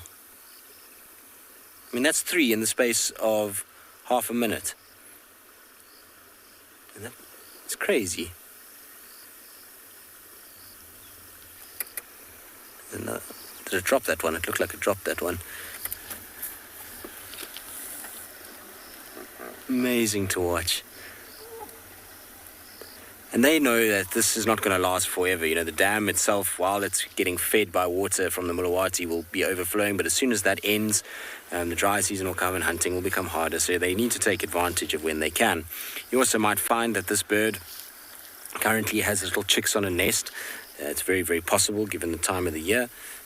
And so that it's eating more just to be able to help with the raising of those chicks too. The green shank is back. And what are you chasing, green shank? I actually like watching the green shank hunt too, because it just looks chaotic and a bit dim-witted in comparison to the greenback heron, which I know is a nasty thing probably to say, but the way that it chases around looks so unelegant in comparison to the stalking greenback heron. There we go, there's the two of them together. So you can see the difference immediately. One sits in wait, the other one's an active hunter. So it's almost like a wild dog versus a leopard here. We've got a very active, very kind of sort of erratic hunt on one side and then a calculated far more. Oh, there we go. Now let's see if it's going to do its little... No, that one's on the bank. There we go. You see it again? Oh no, I think it's lost it. Nope, there it is. It obviously is so shallow there that no matter where it puts it, it knows that it can catch up pretty quickly. And the fish is so disorientated when it gets put in that maybe it doesn't go that far. It's pretty interesting though that they would run the risk of losing what they catch by dropping it back in water. I mean, you can see sometimes it has to go quite far to actually be able to get it. Fascinating behavior. It just goes to show you that patience is key when it comes to watching wildlife. Meat snack? I don't know. We'll soon find out, I suppose. After eating all of this fish, whether or not they can fly, I am really not 100% sure. But we'll watch and wait. Like I say, it's one of the things in nature that is you've got to have when you come out here. A lot of people want instant gratification these days due to social media and various other things in terms of finding animals when they come out here and seeing everything happening straight away. And yes, some days you will drive out of a lodge and there will be something amazing right on your doorstep. But most of the time you need to exercise patience out here. The longer that you spend time with animals, the more you're going to understand about them, the more you're going to see them, the more you're going to figure out what they are and how they work. And you're going to be able to see their behavior a lot better. If we were to have driven here and not stopped and sat for a long period, these guys stopped hunting when we first arrived. They looked like they were about to fly away, so we immediately turned off and just sat and waited. And in that time, slowly but surely, they've become more relaxed, and now it's just a full-on feasting session. It's as though we're not even here.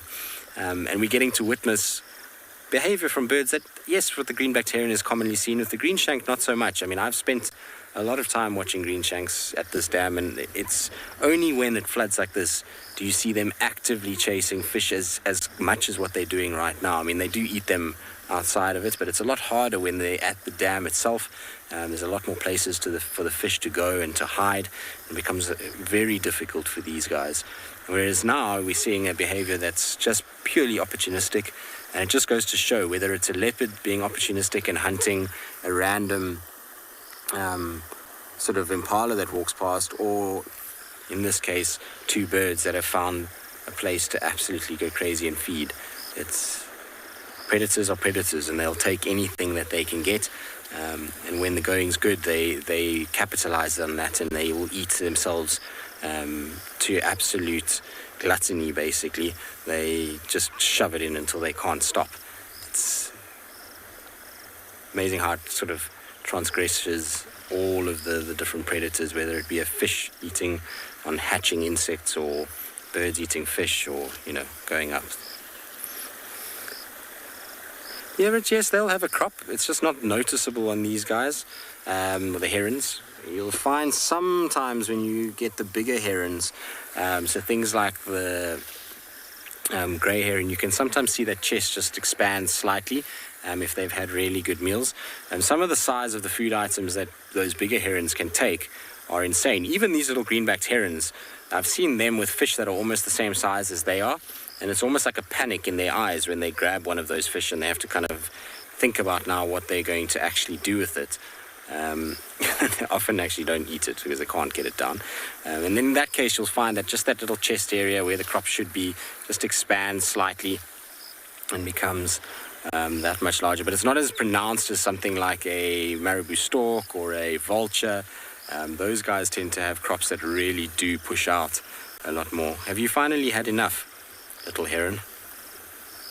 I mean, you have eaten your weight in fish since we've been sitting here. Beautiful bird though, isn't it? With those long yellow legs and big feet. I wonder if it's going to fly. Let's see.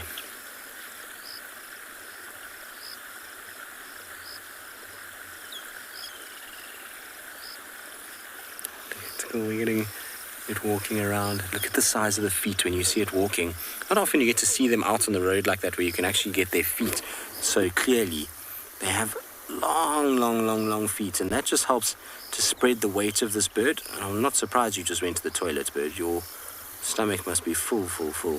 But those long toes just help to spread the weight and for it to be able to walk over sort of floating vegetation on the fringes of these dam areas. It's much like a jacana, and it's not as pronounced as what jacanas have, but a very, very, very similar way of doing things.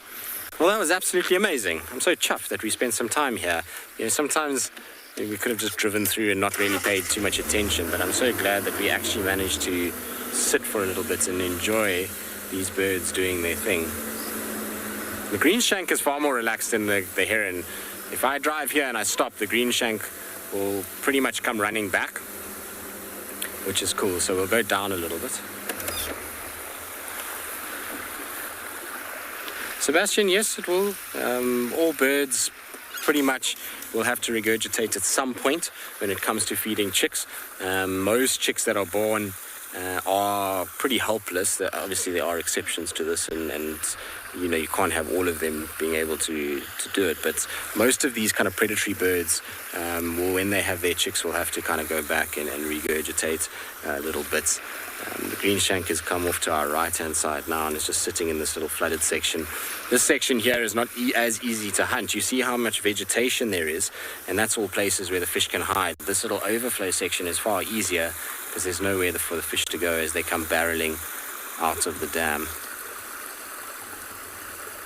It's a good sign, though, that we're seeing lots of those little fish. It means that the fish in Chitwa Dam are spawning and doing well.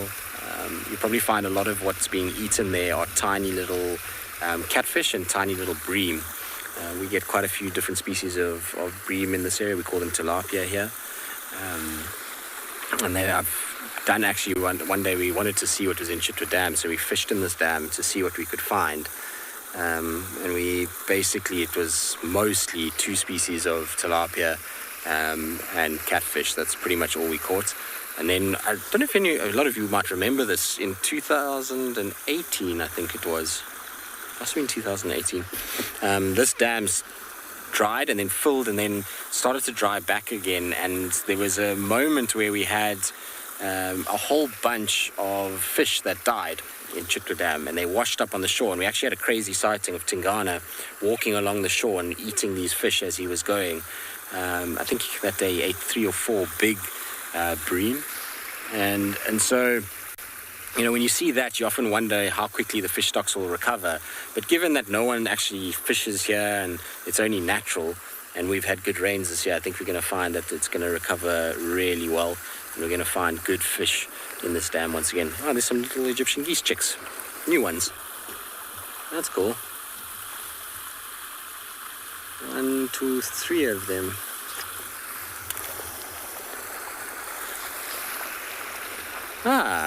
So actually this is a cool thing. So basically what you've got is this is the Mulawanini riverbed, right, that runs into Chitwa Dam. From the overflow, this then runs onto Little Gari. Little Gari, it joins the Mulawati riverbed, so the one that flows through Djuma. From the Mulawati, it then goes straight southwards, and eventually the Mulawati will then join into the Manyeleti, Manyeleti into the sand out towards the Sabi River all the way through the Kruger National Park and into Mozambique. So this water that we get here will eventually end up in the Indian Ocean in Mozambique, which is pretty cool to think about. So the water that's going around here and some of these fish will basically eventually travel through 4 to 5 riverbed names or drainage systems in order to get to where they're going. Is that a marsh sandpiper there? Or a wood sandpiper? I can't see. To get the binos out. Looks like a marsh sandpiper. That's milling about on the edge of the water over here. Maybe not. Let me get my binos and just double check.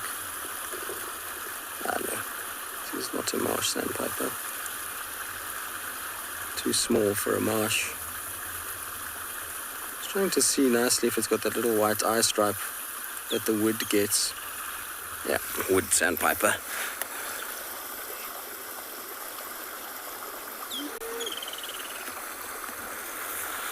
David, interesting question. I don't know. Maybe it's to do with lighter colored eyes, just help with being able to capture more light. I don't know. could be something to do with that. But I don't know why birds of prey have yellow eyes. Not all of the eagle species have it though. Some of them have quite dark brownish eyes. So it's not all of them. I'm not sure why yellow eyes would be an advantage. I'm sure somebody out there will know. Sorry, I thought I saw a squawker heron. I'm just trying to see. It's just landed on the island, but I can't see. It's gone behind the bush. Oh well, it's okay. Lots of green bacterians too. But I did see a squawker fly here the other day, so I was hoping that it would be one. All right, let's carry on. Let's go and see. Maybe we can get lucky and Thandi and Marips are going to be somewhere where we can actually find them. And maybe even we and the cubs, Kuchav and the cub, I don't know, it's worth just having a little bumble quickly. We're here, it's the right time of the day now for things to happen. And if we don't find anything here, I'm going to start heading back towards quarantine to try and see if we can catch up with little Klalamba. There's trucks for a male lion crossing up this way as well. Must be from last night. Whew, what a beautiful evening. All right, so we're going to go bumble. We're going to go try and see. Hopefully we'll have some luck with a spotted cat somewhere in this area.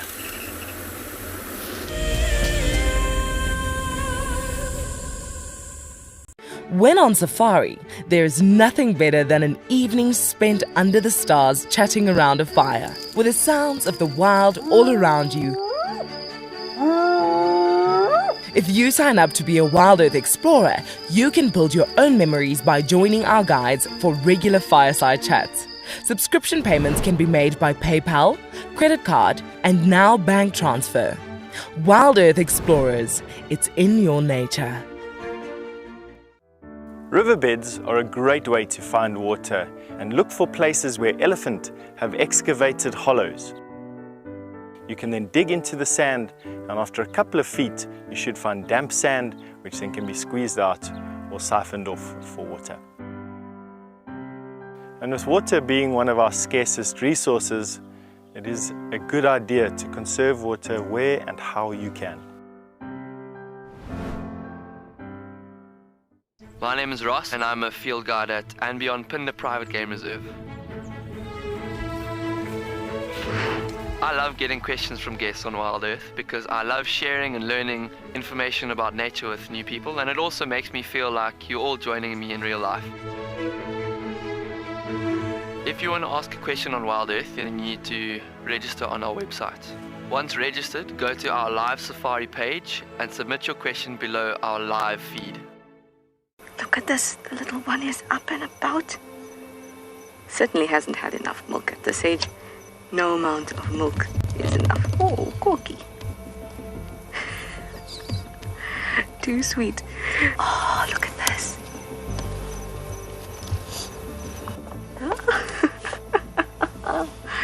That is stunning. Tune into WildEarth every single day. It's in your nature. Africa is very special, and when you come down here, even when you're watching through our camera, the landscapes change from desert to bushveld to up in the Masai Mara where there's grassland. That means that the biodiversity changes as we move along Africa. And what I love most about connecting with you guys is the fact that I get to share these wonderful experiences with thousands of people. Catch up with the guides daily here on WildEarth.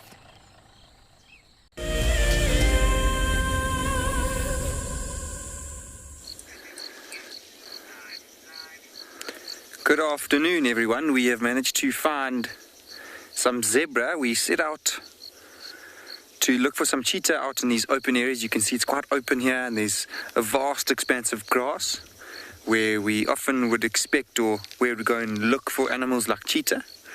No luck so far, but a beautiful scene nonetheless. You can see we've got a little band of zebra, and they seem to just be feeding at the moment. You'll notice that the grass they feed on is actually quite long, which is quite unusual for animals here in the bush.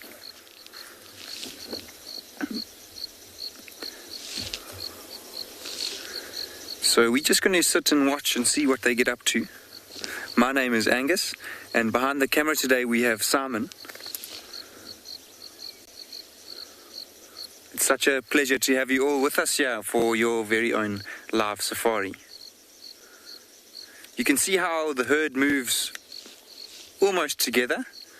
So one seems to lead the way in the front. Often that's one of the females, and the bull will hang around, not the bull, sorry, the male will hang around close to the back of the band of zebra. Not always, but it's often what you'd find here. And in this case, you'll notice that the zebra on the very left, he's a lot bigger than the rest, and he's actually missing a good part of his tail. He's just got a little stump, actually. So, quite difficult to tell exactly what that could have been caused from. But it's possible that even lions could have tried to grab him a long time ago. You can see there's no wound. They could have left an open sore that would have got infected, and then eventually his tail might have even fallen off. More likely it could have even been caused by things like ticks. After a little cut it open, ticks could have engorged themselves there and actually cause a wound that would also then get infected. I'm just trying to look with my binoculars at his rump to see if there are any scars that could have been caused by the claws of a lion, and the same time, if that had been the cause of his tail. But that's why I think it's probably more likely he just got cut and got an infection. There was a young zebra, oh there it is, on the right hand side, just looks like behind its mother at the moment. So that zebra is probably only a few months old. Zebra tend to have births closer to the rainy season, and it definitely is the rainy season here at Phinda at the moment. We've had so much rain, but I mentioned how zebra tend to have their births closer to the rainy period. Not necessarily always the case, but they do seem to try and do that. They're pregnant for about a year.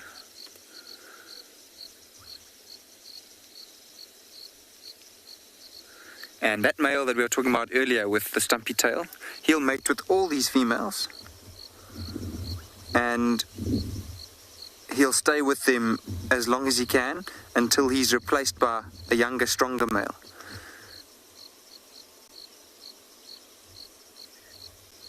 Notice that the young foal on the right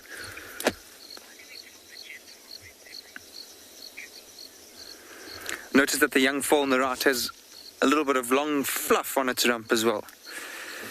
So, Kimmy, how you tell the gender of a zebra, it is actually quite difficult.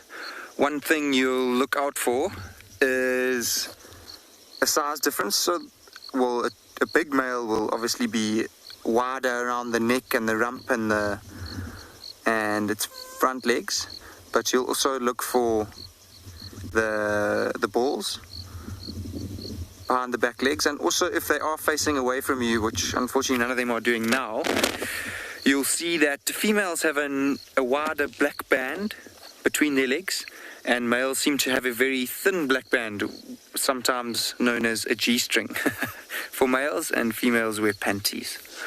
That's just a little bit of a rhyme that might help you remember it, Kimmy.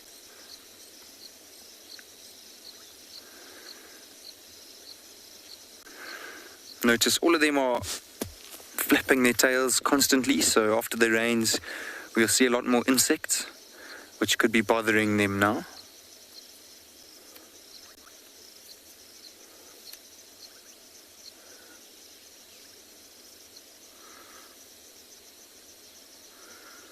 You can even see that these are, so you can see that there are faint lines in between the darker ones.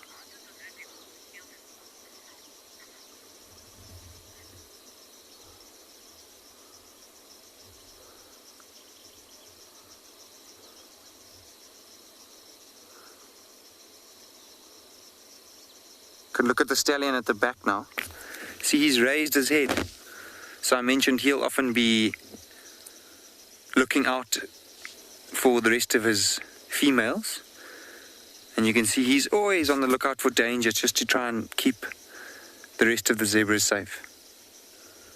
He's a lot bigger and stronger than them, and actually a very ferocious animal out here in the bush if he has to be. I've seen zebras fight before, so there could be another male in the area that he could have got the scent of. and they'll actually fight quite seriously. They'll bite each other and kick each other, and he'll be very determined to be able to stay with this band of zebra and make sure he gets to carry on spreading his genes.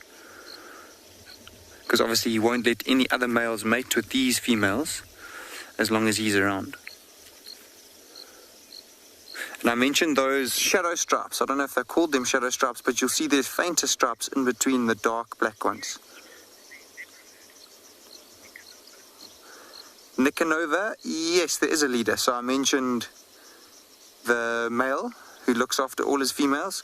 They don't necessarily lead around the herd, or the herd where they're going to go. I'm not sure the case in East Africa, that might be a little bit different. But here in Phinda, there's a dominant male that would look after his females, and they don't necessarily stay in one place, or they're not territorial, but they do move around quite a lot, and they'll all stick together.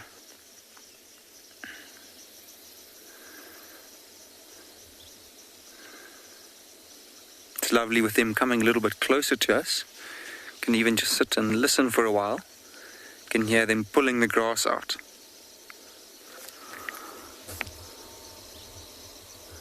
They're probably still a little bit far to hear it at the moment. You can see when you look quite closely at their heads, you can see it's quite symmetrical.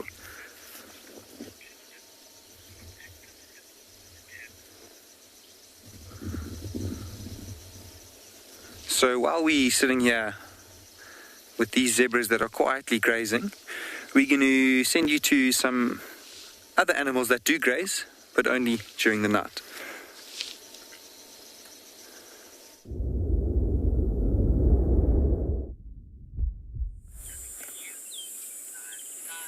Indeed, hippos do graze, and shortly they're going to be coming out as soon as that sun dips down. It has turned into quite possibly the most beautiful afternoon. The sun is just getting down to that time where it's like golden light, and the wind is completely dropped. It feels like a completely different reserve than 2 afternoons ago. It's amazing what the wind does in terms of the feeling. But I'm going to just keep quiet for a bit because it's been quite nice. These hippos have been fairly playful, quite vocal. So I'll let you just listen to the sounds as we sit here and enjoy the hippos at Tswalu Dam.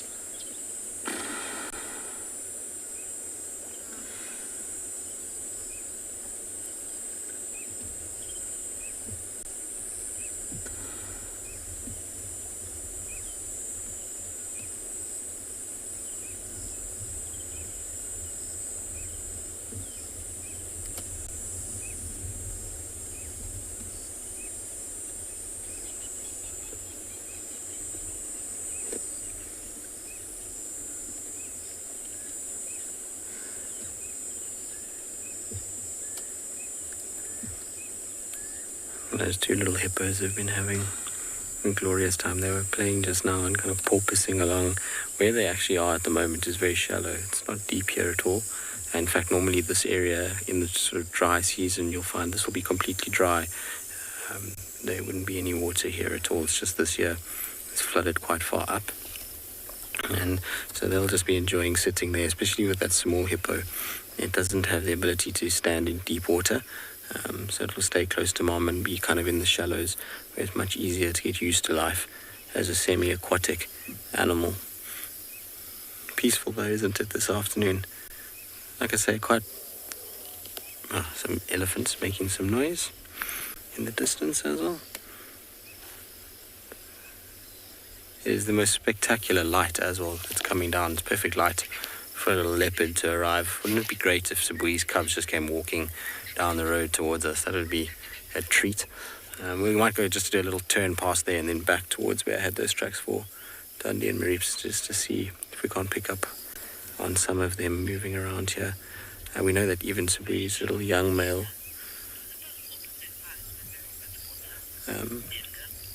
will also go kind of as far as where those tracks were just now. I think it was Mirga. I didn't hear it very nicely, unfortunately, but will hippos' eyes open underwater? So they actually have like a little membrane that kind of goes over, and for the most part they can open their eyes and they do move around, but obviously there's a lot of debris in some of these areas, and so if it's really bad then they don't.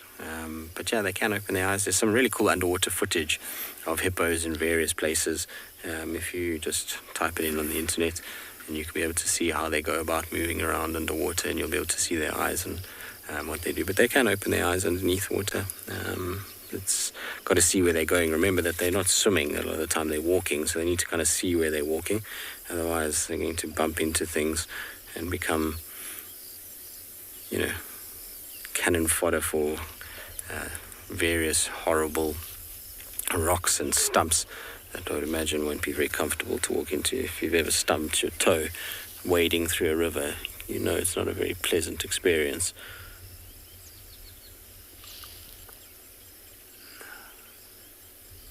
Look at these two, isn't that cute? Must admit, a baby hippo is a cute little animal.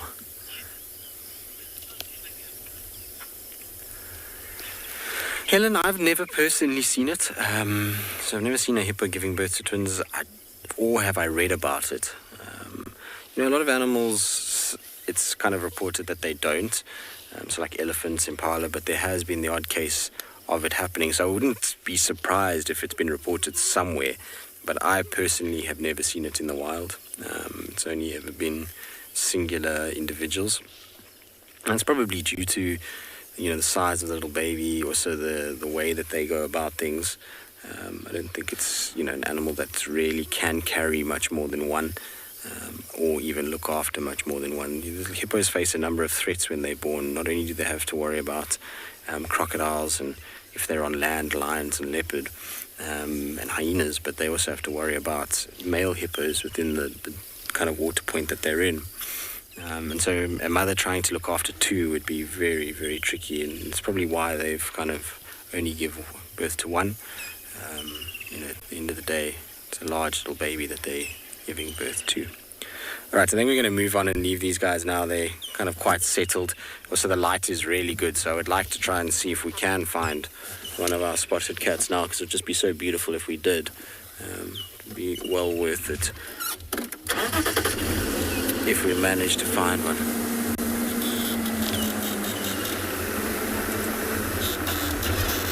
Alright, we're going to carry on. We're going to head up towards the back end of Chitwa, along the airstrip, and then back down towards the Mulawanini. Let's see if we get any luck. In the meantime, let's send you back across to that dazzle of herbivores.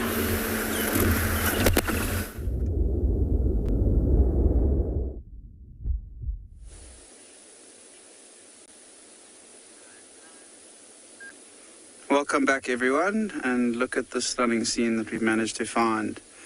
Dazzle of zebra feeding here. You can see how they moved out of the shade now that it's cooled down a little bit, and come out into the clearings where they're feeding. There's also an impala moving around, and you can see the stunning Drakensberg background the stunning Drakensberg mountains in the background, sorry. But I think what we're going to do for now is just spend a few moments listening to the sounds around us and enjoying the peaceful tranquility of the bush.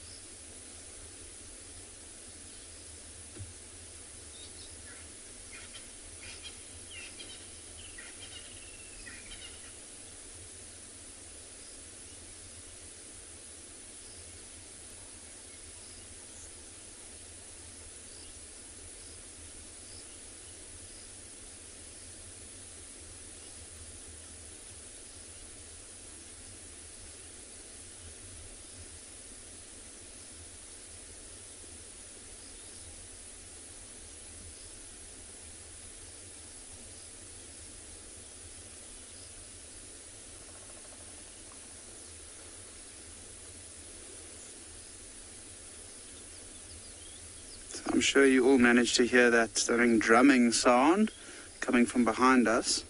And that is a territorial drumming of a bearded woodpecker. There it goes again. It's amazing how many birds we can hear calling around us. There's rattling sticklers in front of us. Woodlands kingfishers. Pearl-spotted owlet I heard. Emerald-spotted wood dove, ringneck dove. I'll just spend another few minutes listening to hear if we can hear that drumming of the woodpecker one more time.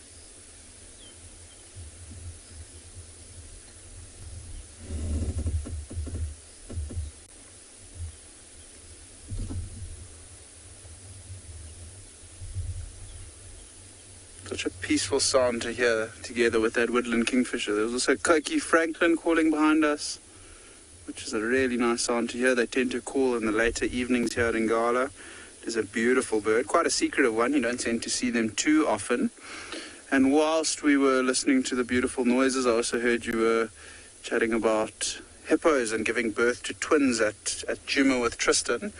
And these zebras that we have here, I was actually in a conversation with Odie about it, and we weren't too sure whether zebras are known to give birth to twins. Odie did point out that they do have two teats where the youngsters or the foals can suckle from, so that made me think that potentially there is a chance that they could give birth to twins. And then I did a little bit of research, and it has been recorded a couple times. Most of the time where two babies are born by the same mom at the same time, only one tends to survive. So that's not so happy news, but it is possible that zebras can give birth to two foals as well. But what a stunning afternoon. The light is starting to play its part. Really nice golden colors. Crested barbet calling in the background as well. So all the birds are out this afternoon, and I love being able to pinpoint exactly which ones are calling at specific times.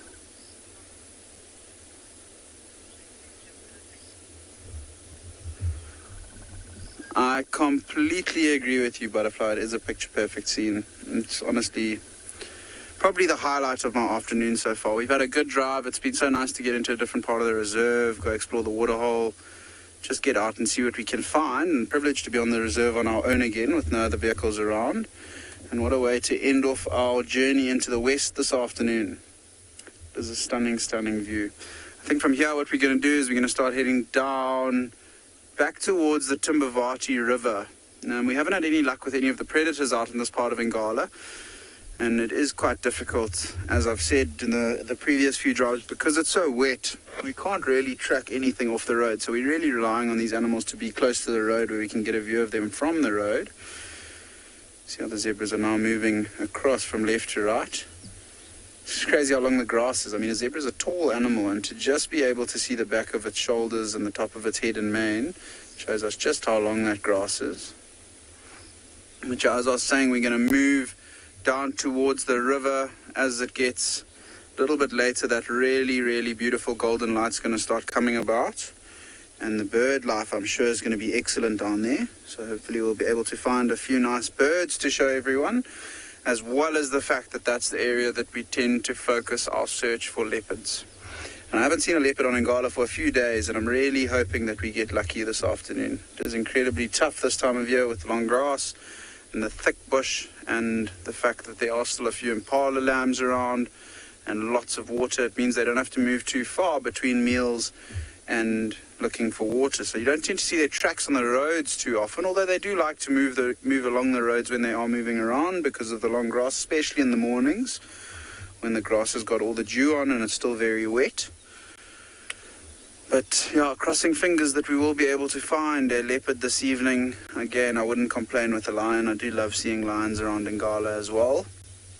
But I think our plan from here is to head down towards the river. We've got those really nice big trees, nice thick horizontal branches, perfect for leopards to lie and rest in. But as we can see, the zebras have moved behind the bush, and the two that have moved across picture have also gone behind the bush. So we're going to continue driving and head straight, pretty much straight south from here.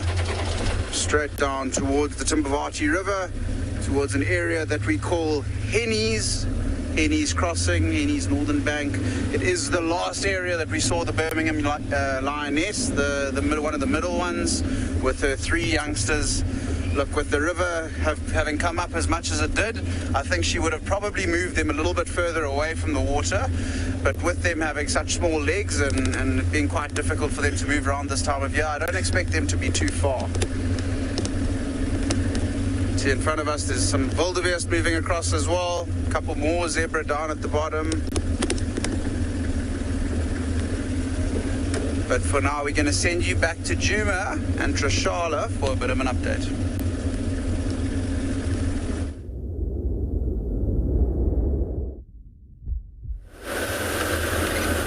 Hello again, everyone. It feels like I haven't seen you in a while, but I have been driving around Djuma, and I'm quite glad to say that it is nice and cool. There's a great breeze that is coming through and gracing my skin with its presence. Now we're going to head back down towards the den. So what I've done is I've gone via Tiller access up north to Aubrey's Roads, to Aubrey's Road, down our northern boundary, come down south again, and I'm going to go check up on the den yet again. There's also been some lion audio to the south. And I remember yesterday we had quite a chaotic time in the evening, but I love those times. I really do, because there's so much chaos that's ensued by these sounds coming from all over the place. People standing around. Where's the lion?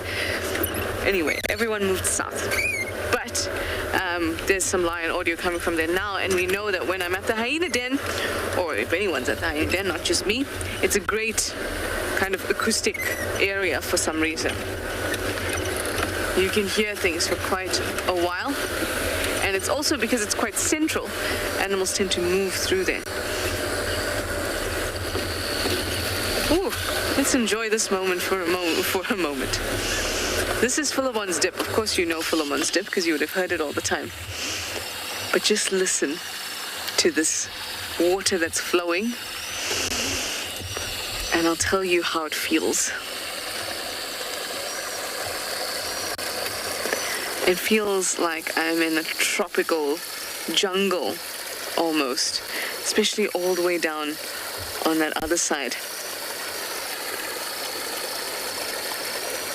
where you can see it's a little bit shallower and the water going through. It's so humid in this dip. I can feel the moisture on my skin immediately. It is so humid. It's almost difficult to breathe. And listen to the sounds of those insects, frogs, crickets. Anything that can make a sound is making a sound. Just enjoy this for a little bit.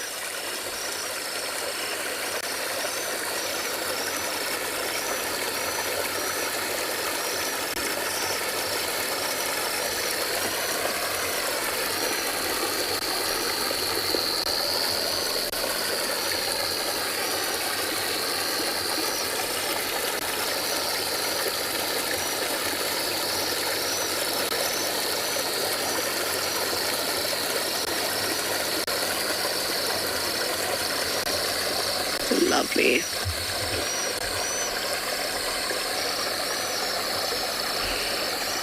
It's so humid here. It's like I've just come into a cloud of humidity. Honestly, feels like a jungle. It's a jungle out here.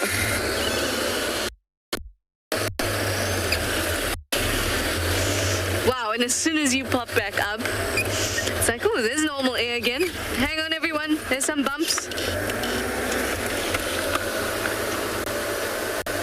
Oh, no. Well, I'm going to stop right here. Well, the hyena den is not too far away, just around the corner here. And I do know that there are some cubs out and there's an adult sitting not far away. So we're going to go have a look in a bit. You can still hear the water bubbling casinos. Bloom, bloom, bloom, bloom. Oh! Just Matt. You said you really like my headdress. That's the first time I've been caught out not realizing at all that I had put that in my head earlier. It's a giant 3-on grass stalk. Well, you know what? Just for you, I'm going to keep it back in. That is... feel a little bit embarrassed. So normally when we put stuff in our head or in our hair or whatever, it's for your entertainment. This was for my own entertainment because, we were driving around and I didn't realize that it was still in my head. Thank you for noticing, though. Okay, I'm going to go now and drive.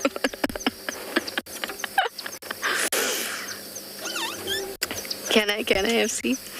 I'm almost at the top of this dip, if that's going to make a difference.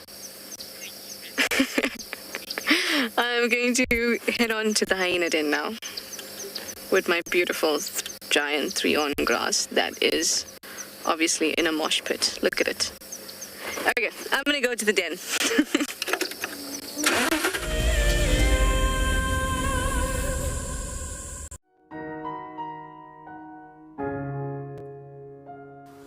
As many of you know by now, one of our beloved leopard characters, Hukumuri, recently passed away. I would like to invite you to join me on Saturday the 20th of February as I take an intimate look into his life and pay tribute to the incredible cat that he was. I'm looking forward to seeing you around the fire at 7:30 p.m. Central African Time.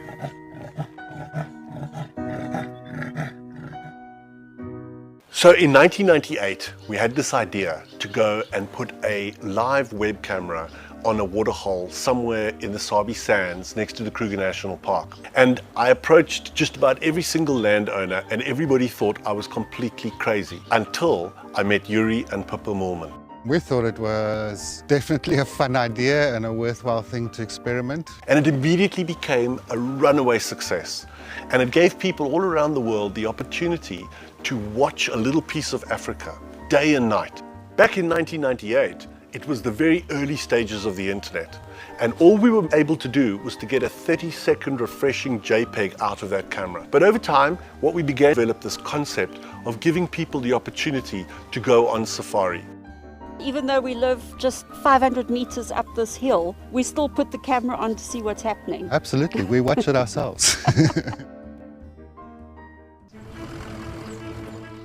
My name is Taylor McCurdy and I work for Eco Training. I love hearing from all of the viewers. However, I particularly enjoy those of you who have been watching for a few years. Your questions are just so advanced and they really get me thinking. If you'd like to ask a question on WildEarth, you need to register on our website. Once you've done that, head to the live safari page and submit your questions below the live feed. The croc is still holding another one there. It's holding from the hindquarters. I would really want the wildebeest cross. Is it trying? The croc is holding the tail. It's holding tight. Oh no. Goodness me. Lucky wildebeest. You have another day to live. Expect the unexpected here on WildEarth daily.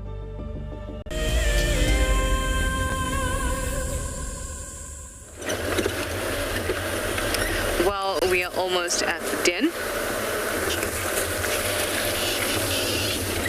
Hoping that there'll be adults around. So earlier when I came, there weren't any adults around, but then other vehicles were still coming through, and then somebody else told me that they saw an adult way out to the southeast of the den. So let's have a look. If there is one around, then that would be beautiful. And we can hang around. We can listen to all the wonderful sounds of the evening.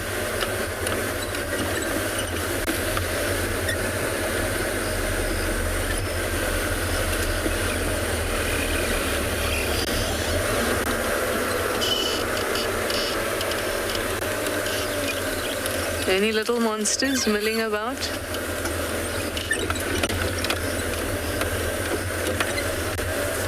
Oh, there you are. All right.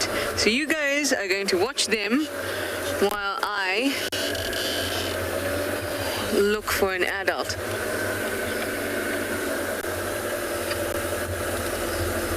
Fancy Cat, hello.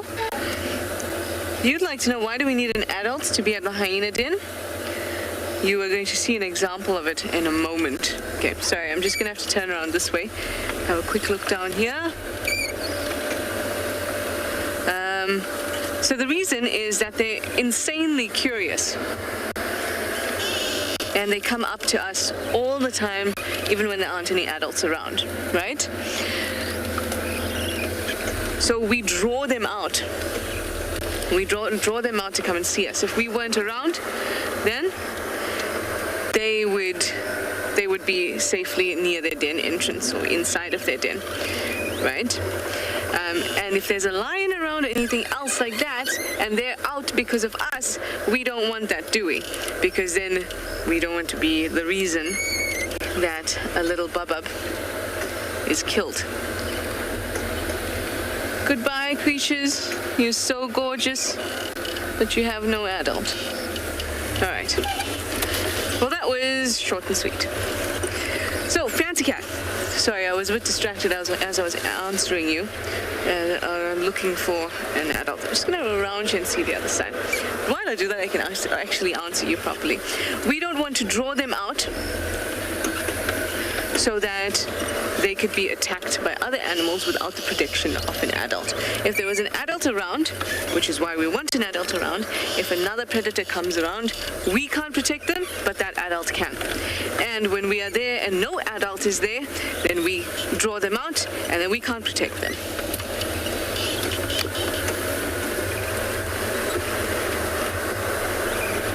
Okay, well, I'm going to have a quick look here on the other side of the den, and I'm going to send you over to Pridelands and Steve and his bird.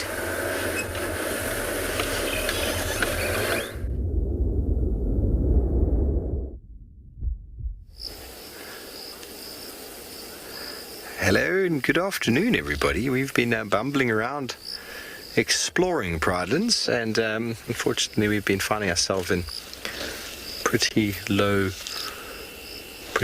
signal areas, but we've now got on top of the hill and we are heading towards the hyena den on this property, which Trishala has had to leave on hers. So, oh, he's back as I anticipated. Yes, here we go. There's a European roll, everybody. Now, it's always nice to try and explore a new area and find out what's going on and where we are, and already getting a proper handle on where we are. But the European roll, everybody, the sound that they make in South Africa goes something, are you ready for it? Goes something like this.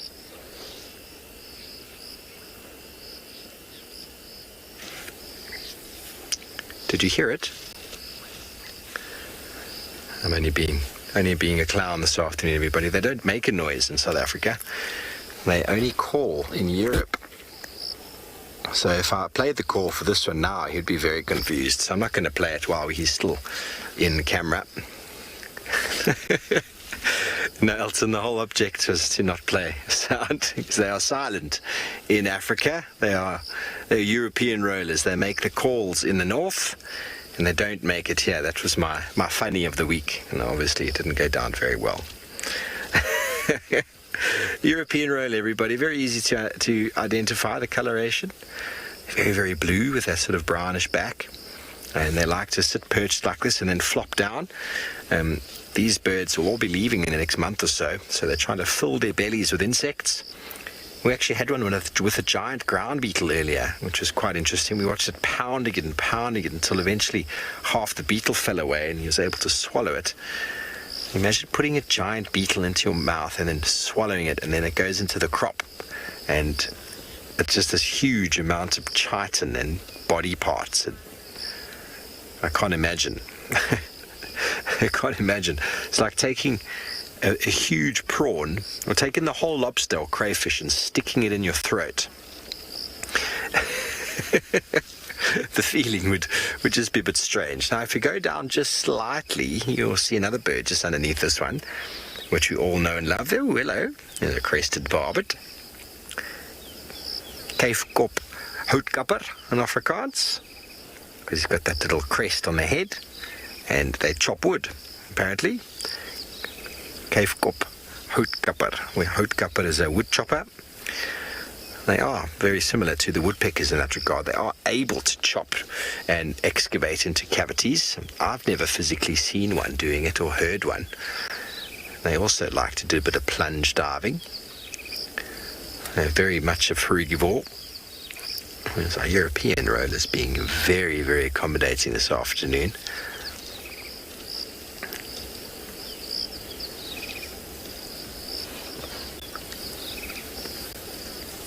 There we go, very colourful. Actually, maybe see the size difference between the two of them now. You can see the barbet's a little bit smaller. Jobing, no, they don't necessarily migrate for the warmth, although that's probably a secondary reason. They migrate for the food. Many birds will overwinter here. They spend the winter months here. See the rollers going, hey, you're speaking a language we can't quite understand, but I bet we could put subtitles to. So they migrate down here for the food. For the insects, they breed in the north, as do many birds. And then they fly all the way down here for our summer months, when they just can gorge themselves on insects. All the sort of long-distance migrants that we see all fly for insects. Cuckoos fly specifically for caterpillars, but these rollers will feed on a variety. And the barbet overwinters, so the barbet stays here. And specialized feeding behaviors that barbets have, or woodpeckers have, enable them to access food that others can't. So if you're not going to migrate, you need to have a speciality. Plunge diving on an insect, everybody. There's nothing too special about that. You see the insect move and you drop down and eat it. There's no real sort of ability to secure food that way. Food is in abundance, so there's not that much competition. But as competition starts to increase, as the vegetation starts to diminish, the seeds disappear, insects go, only birds that have the ability to scratch a living out of very poor circumstances remain behind. And that leads to speciation and leads to specialization. And very interesting work with the Darwin finches in the Galapagos Islands is in times of abundance, there was quite a big sort of mix in the species. Because there's actually species actually change, they actually evolve in short periods of time due to the fact that the food sources change. So you suddenly get these finches that have got very big beaks, and then those have got very small beaks, and the ones in between are completely eradicated. That's because in times of drought, food becomes far less available, so the speciality is the ones that survive. So speciation is all about food acquisition, and it can happen in a very short space of time, as Darwin showed us. But we're going to send you over to someone, I think, who's got some butterflies.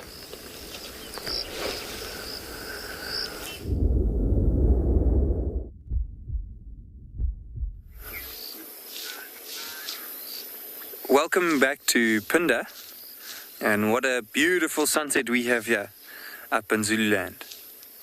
You can see the sun's just gone down behind one of the Lebombo Mountains.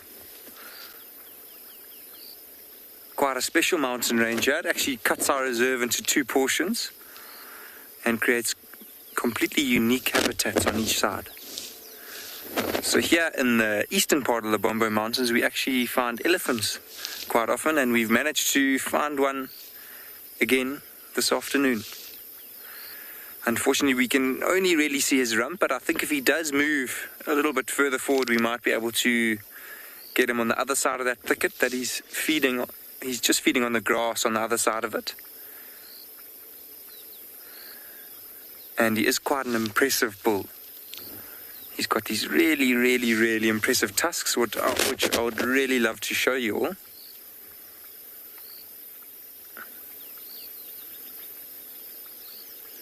It's lovely to just sit and listen to the sounds as the sun is starting to go down. You can hear some bubbling cassina frogs in the background. There's a watering hole a little bit further down in the valley.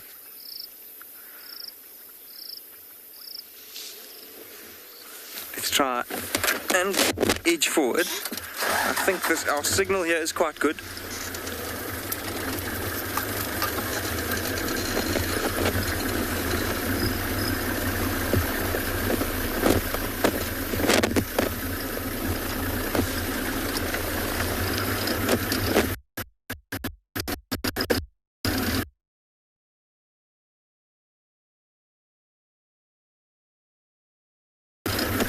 We just have to sit and wait a little while longer.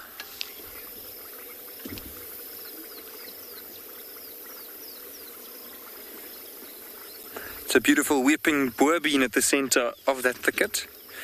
You can see it's very light leaves, and it's actually called a weeping boerbean because in the early summer they have a lot of flowers, and those flowers are rich with nectar and they actually drip, and there's often a lot of insects around, and because of that dripping, the first settlers here in Africa called it a weeping boerbean. Boerbean comes from the farmers originally used the beans as a substitute for coffee, so that's how it got its name. Quite interesting. And he's actually just feeding on the grass on the other side of this thicket. You use it because it's very rich in nutrients, and in the dry season is when they'll focus more on leaves and shoots and bark. You can imagine being such a huge animal, you have to eat quite a lot. So we're going to just wait here a moment and try and see if he does move around the edge of this thicket. But so long, meanwhile, we're going to send you over to Tswalu.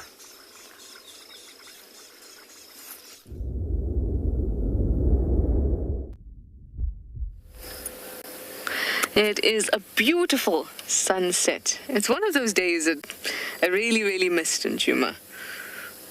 Felt like there's just been rain across the country constantly for the last couple of weeks, and now it feels like those good South African summer evenings. Really, really nice. Soon summer will be coming to an end, but it's okay. We can still, at least as South Africans, we're very lucky that our weather all year round is pretty much stunning. We're down at Treehouse now. I want you to keep an ear out. I'm sorry, I know I'm doing a lot of these appreciate the sound and the sights and things segments. It's just because I'm having a great day. I'm having a great day out here and really appreciating. So I hope that you'll come along with me.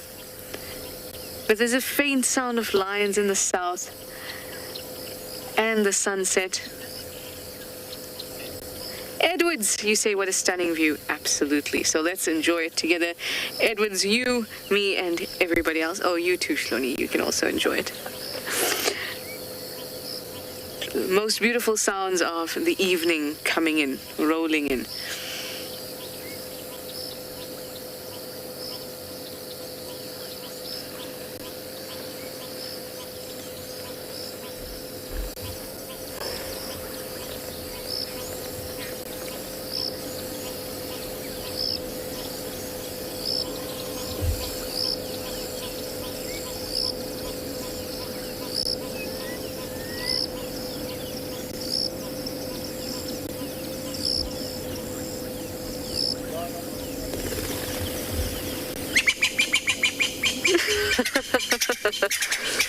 And there went our spurfowls.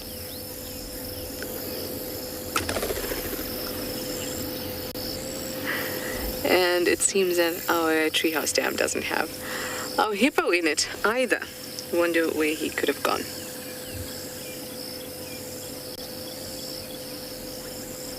I'm disappointed that we didn't manage to spend time at the hyena den. But there's always tomorrow.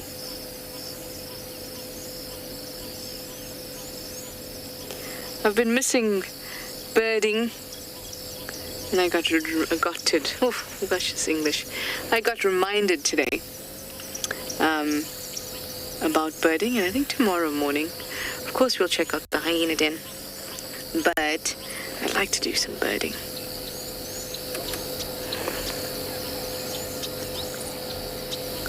I can hear human voices, perhaps you can too, besides my own, that is. Oh, that's my game drive radio. All right, well, how about we take a little drive on the southern boundary from where that lion audio is coming from. And then maybe we'll manage to see them. If not see them, at least we'll manage to hear them.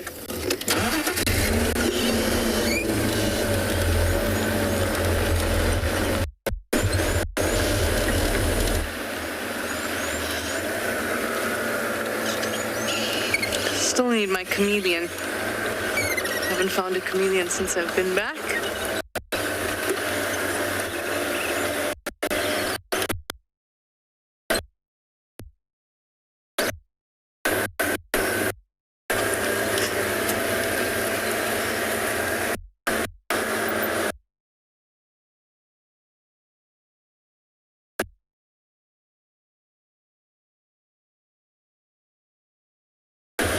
The red, oh no, the red, and I'm just gonna pop back, okay, never mind. The red bush willows, at least we can see them. So you see there's this tree right here. I'm gonna teach Sloni about trees. Yeah, but there's a tree that's got like little things hanging from it. Can we see that? Kind of look like little nuts. Yeah, there we go. Russet bush willow there. So what I was going to say to you is that the bush willows are looking stunning at the moment. The russet bush willows have this beautiful russet color that's particularly bright at this time of year. And the red bush willows, oh, they're just like this really pale kind of pinky red. It's really, really, really gorgeous.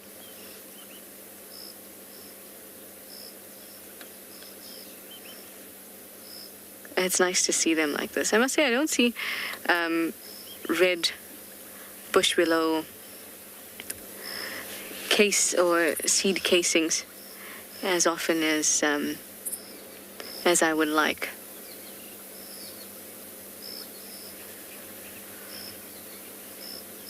I'd also like to show you here why this is called a giant thereon grass very quickly. I just realized it's still around.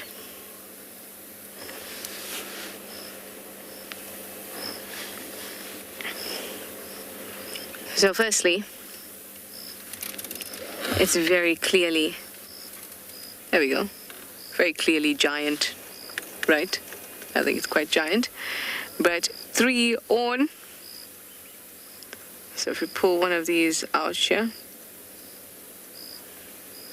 just gonna pop that down there. I hope you'll be able to see it. There we go. So that's the seed bit, or need a pointer. There we go. So that's where the seed sits of this grass, and these are the thereons. Now that's helpful because it helps the seed to disperse. So if you pick it up, oh, look at this, this is magic. This is magic right there. I feel like a magician. I didn't even plan this, guys. But the three horn bits, or the three wings, allow it to disperse even further. So, I mean, this is really going to test Sloni's ability. But I was about to throw this and see how far it goes, Sloni. He's like, nope. Okay, up we go. Now I have to throw it from, you have to pull back. I can't throw it from here. There you go. All right. Oh well, look at that. It landed so far, just on the bonnet in front of me. But when there is a breeze, the larger surface area allows it to be carried further. I had a question.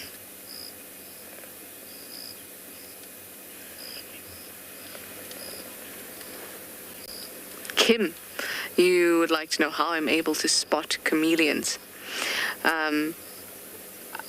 Your eyes just get used to it. Generally, spotting them in the daytime is significantly more difficult.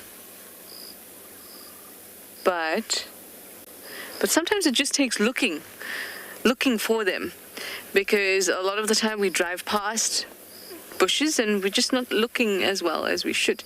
There's certain bushes that chameleons like better than others. For example, these bush willows here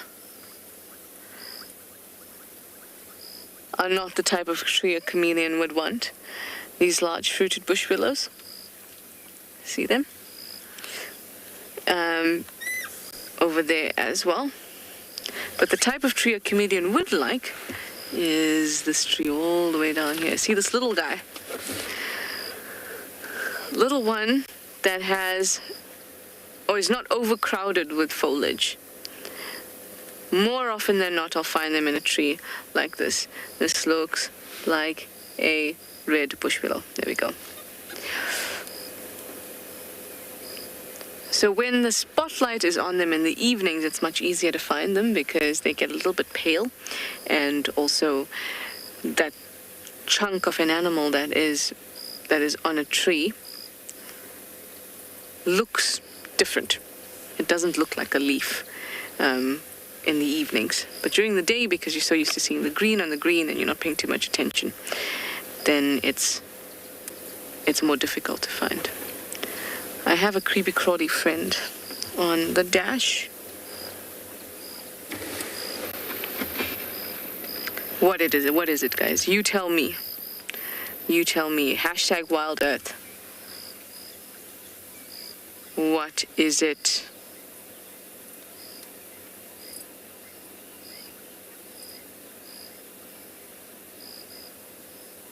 Can you hear the lions?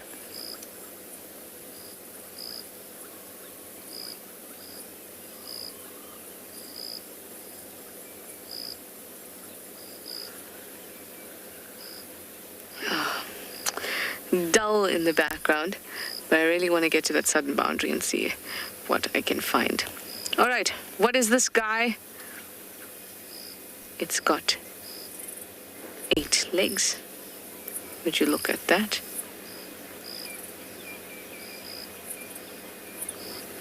It is not a spider though, with its 8 legs.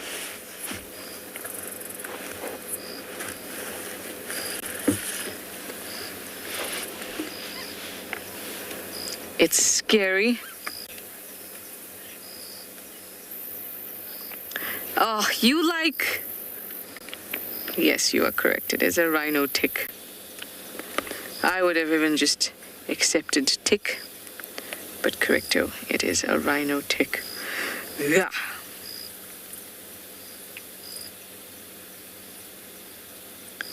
Wouldn't want to get them sunk into you. Have a look at the end of those legs. Sharpened, get a good grip on you.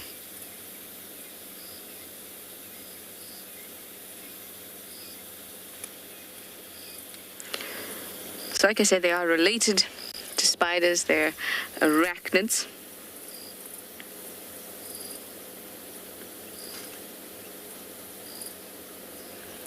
And they're in a group Akari, which are ticks and mites. And then there's also a few pseudoscorpions, harvestmen,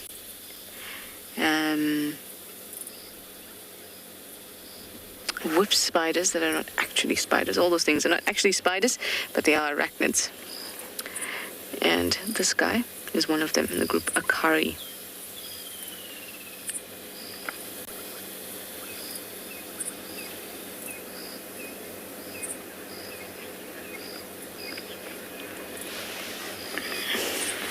So with ticks, what we generally do around the bush is that,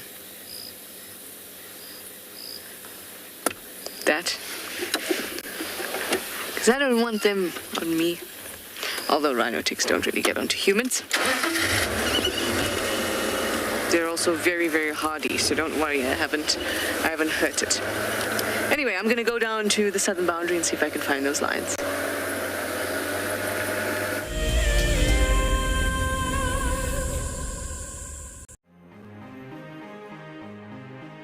Hi, I'm Sue. I'm from South Africa and I'm the incredibly lucky winner of the Tswalu competition. Tswalu has so much to offer, but we're really looking forward to the game viewing options, as going out with a personal guide who has so much knowledge will just be exceptional. Motsi Lodge looks absolutely amazing and we're so looking forward to spending time there. It really is out of this world. I only registered as an explorer towards the end of January, so when the email arrived stating that I was the winner, it took me totally by surprise. I'd just like to thank WildEarth and Tswalu for this most incredible prize. It really is a dream come true. WildEarth Explorers, it's in your nature. The reason why we see that wildebeest by himself is because he's a male, or a bull, as we typically would call him. And what he does is that he marks and defends an area.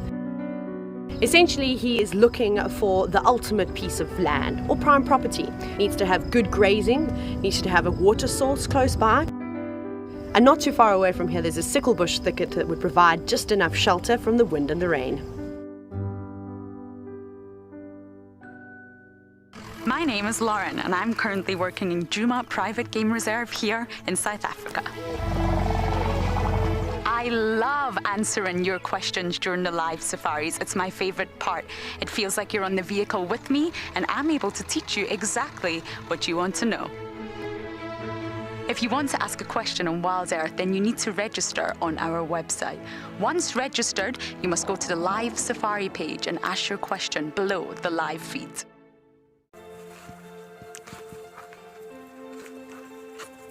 Hello, Mama. Just checking us out, everybody. There's no aggression here.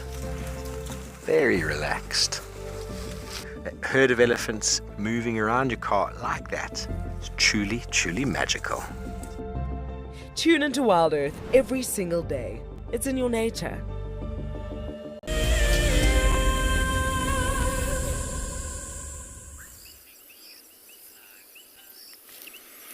As you can see, we have the most beautiful sort of colors, the soft pastel colors that are coming into the sky this evening.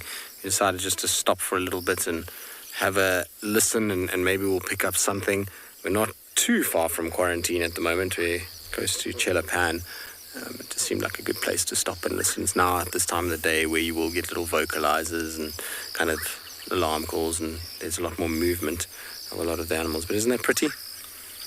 Amazing how this bush comes alive in the summer months. I mean, as much as it's difficult when we have all of this rain and, the roads are closed, the beauty that kind of arrives with rain is really second to none. The winter has very little in comparison to, what we have now in summer, from a point of view that there's this greenery and you get these little clouds that come through which catch the color in the sunrises and the sunsets.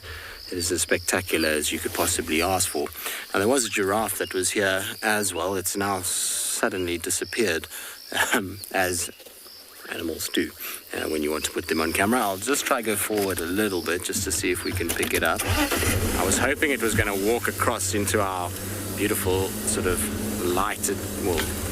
highlighted clouds, but that was asking too much, I think. Let's just go a little bit forward here. Still can't see it. Where has it gone?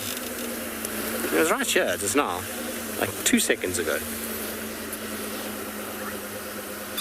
It's amazing. It's disappeared completely.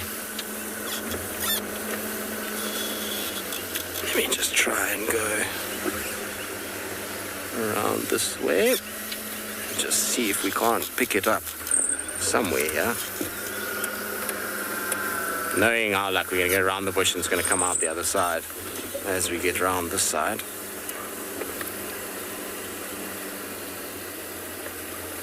There it is. Now listen, we are spoiled here, I must be honest. We do have beautiful sunsets here in Africa. Here in South Africa, or in this part of South Africa, the sunsets aren't quite as spectacular as the ones that you get in Tswalu. Tswalu, I think, takes the cake for sunsets and sunrises, as well as East Africa. East Africa, you get the most crazy kind of views of the sun setting and the sun rising with beautiful, dramatic, particularly in the afternoons in East Africa. If you go to the Masai Mara, the Serengeti, Amboseli, those reserves, you get these big storms in the afternoon sometimes, and then with the light that filters through those can make for them some of the most dramatic landscapes. That's for sure. So we are spoilt in Africa that we have really, really good sunrises and sunsets. It's something that one needs to appreciate a lot more. I think we, as humans, often forget that we need to appreciate these kinds of things. This giraffe does not want to be on camera at all. Every time we move, it moves away and into a thicket. It's also just disappeared now completely behind the bush.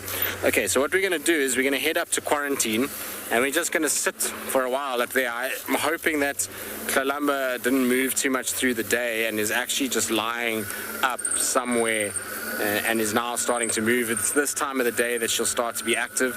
So what we'll do is just bumble around quarantine. We'll stop, we'll listen. Hopefully we're going to get some sort of sign of her. And if not, there's always stuff to see on quarantine. It's a nice place just to bumble. I remember when we at one point were doing bushwalks. We could do a bushwalk just on quarantine. There was so much to look at. There's so many little insects and trees and various other things. Now, you might have noticed me ducking out the way. This evening has brought about an influx of tiny, small little flies that are absolutely everywhere. And when you're talking like I am now and facing forward, they go in your mouth and you end up choking on them into your eyes. And the problem is when they hit your eyes and in your mouth, they sometimes can release a bit of formic acid and it starts to burn quite a bit. So if you see that my eyes are red and me gagging at any point, you know what's happened. It's part and parcel of the summer evenings. Oof. The sky is just getting better and better all the time. Let's actually just stop here and listen to the frogs for a second. We'll get a few of the kind of specular highlights in the sky and also a cacophony of noise from the frogs themselves.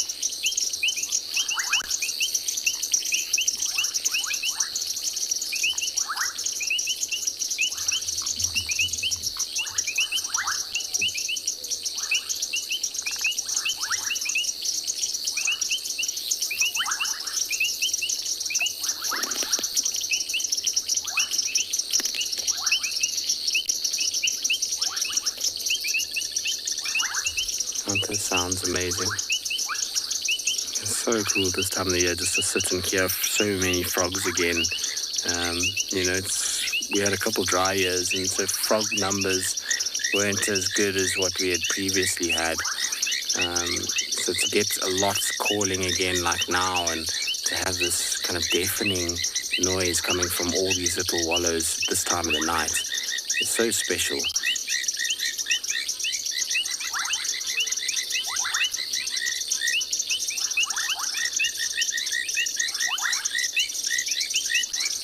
So there's 5 different species of frogs so far that I've heard at the moment. There's been banded rubbers that are calling, the painted reeds, bubbling cassinas, common river frog, and sharp-nosed sand frog has also been calling. So there's the 5 different ones. that are around. There'll probably be more. And if we just sit and listen, we'll start to hear more and more of them coming through.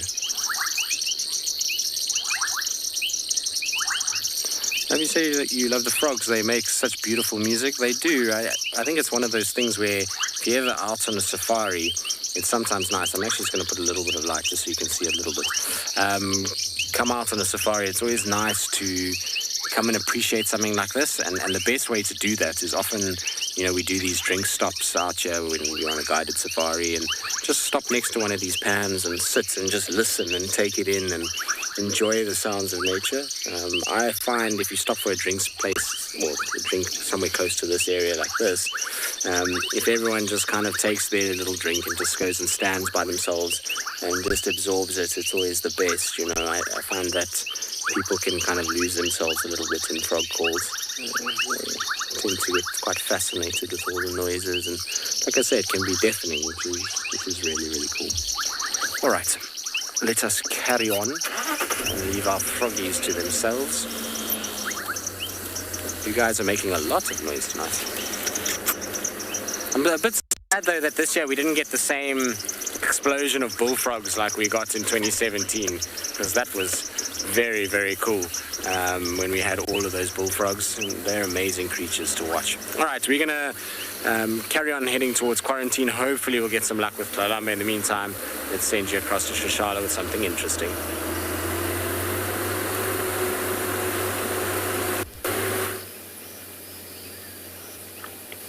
We have a bark spider that I actually just knocked the web off or touched it, and then its web all got destroyed, obviously, but then it tried to pull everything together, and that's what it's done now.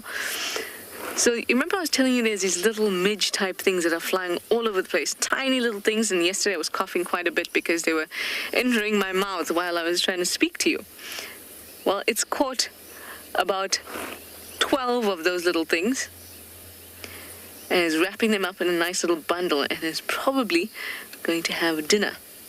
It probably is having dinner as we're watching. It's just that we're not too close and the image is probably not very crisp because I'm shining with my spotlight in order for us to see. And I'm sure I can hear Tristan coming up behind me. You can definitely tell the spider though. And you can also, oh, look at it go. How amazing to just watch it maneuver like that.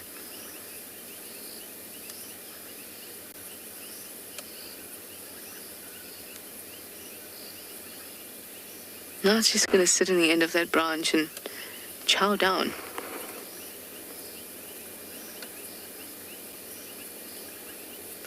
I was so hoping my bull bar just touched that web, and I was so hoping that it wouldn't catch it, but it did. And that's because the web is sticky. Not all spiders or not all types of silk are sticky, but when a spider wants to catch its prey, then it produces a sticky silk, which is what just this one has done. So it'll continue to consume those little hojos, as we say, and then also that silk once it's done.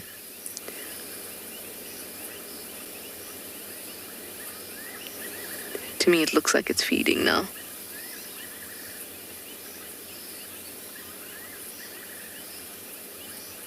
Oh, listen to the sounds of the frogs and the fiery neck nightjar going in the background. Sounds of summer.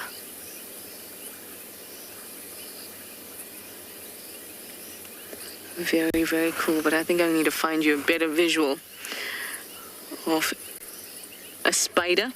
I'm sure I'll find a few out this evening. And I still want to go on the hunt for a chameleon. The audio of those lions seem to be moving further away, and unfortunately it means further away from us. So we won't be able to find them, or rather we won't be able to have a visual of them. So we're going to keep on going. Hi, Tristan.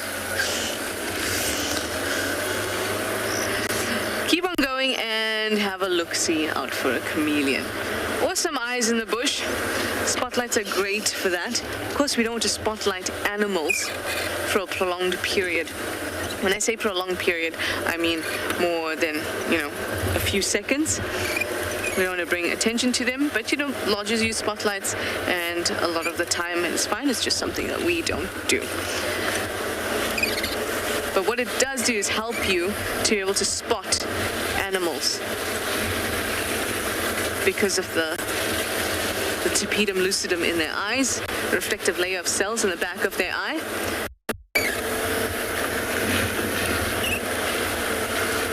Hi, Herman. You'd like to know how often we encounter snakes in Djuma? Less often than you would expect. And the most recent time I saw a snake was about a week ago. It was a puff adder on the road while I was driving into Djuma. And that was it. So I think the most frequently seen snake is a puff adder,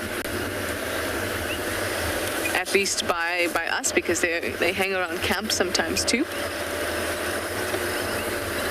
But we have seen a multitude of snakes. So puff adder, python, Mozambican spitting cobra,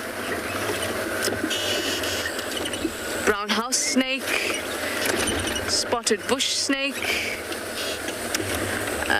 western yellow-bellied sand snake, eastern tiger snake, boomslang, black mamba. Those are the ones that we have seen, but many of them we don't see often.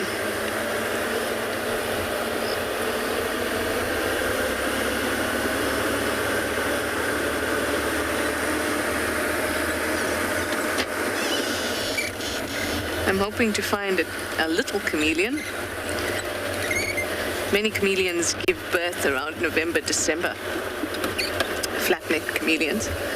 So it'd be nice to see a little one.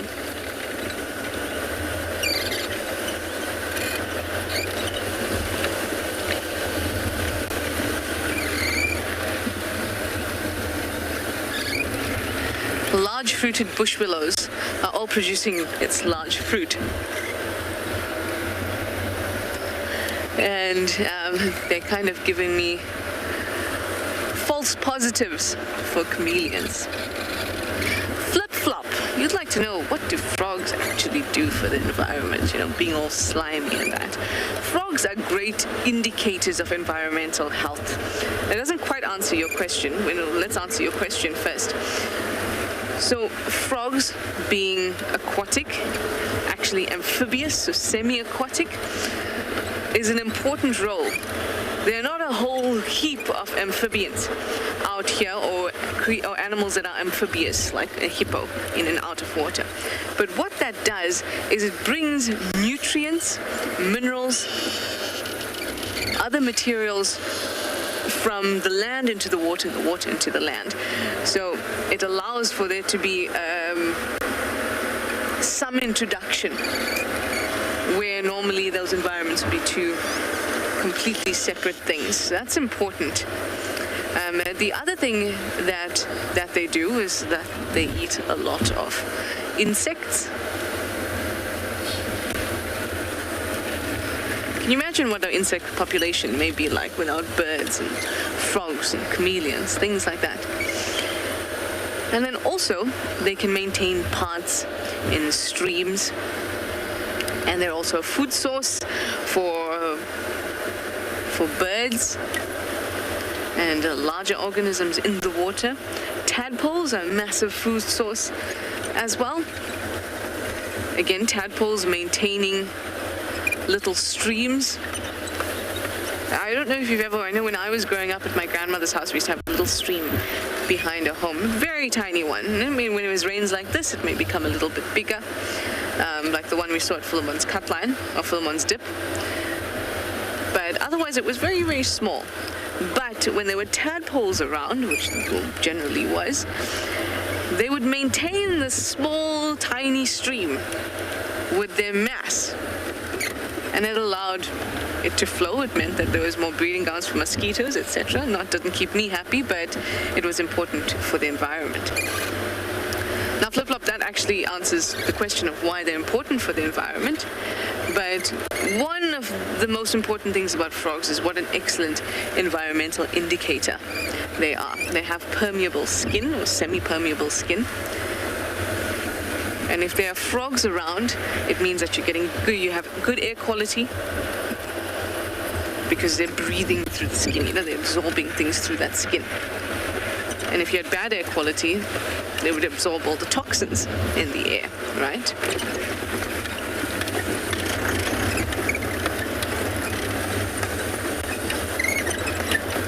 So for me, when I see frogs, it tells me that's a really pristine environment, or close to pristine.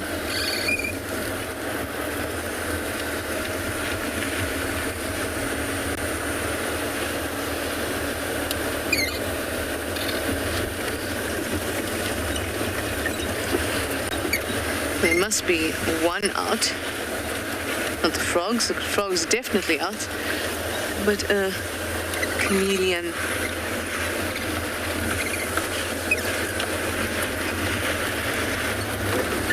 Oh, to just find one would be great, wouldn't it? All right, well, while I'm looking for pale blobs on trees, Tristan is looking for those eyes in the darkness. Let's go over to him.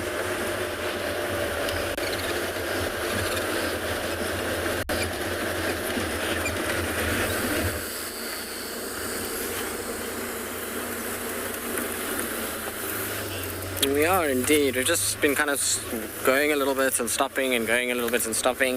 It's actually that time to get a spotlight out, now that I think about it, talking about eyes. But really no sort of indication of anything being around, just the odd bird that's making their last calls for the night. So a few starlings here and there, woodland kingfisher, they've been calling, and then the nightjars are starting to come out now. I've heard a little fiery neck calling just now. And slowly the kind of nocturnals are taking sort of grip. We're going to just check up towards the bushbrae on quarantine, which is just kind of the southern side of that open clearing. I know that Kalamba often hangs around in that area, and she likes to go there and kind of scent mark in the evenings when she comes this route. Unfortunately, she goes one of two ways when she comes this way. Either she comes from there's a drainage line running parallel with us at the moment. So she comes from where Trishala had her this morning.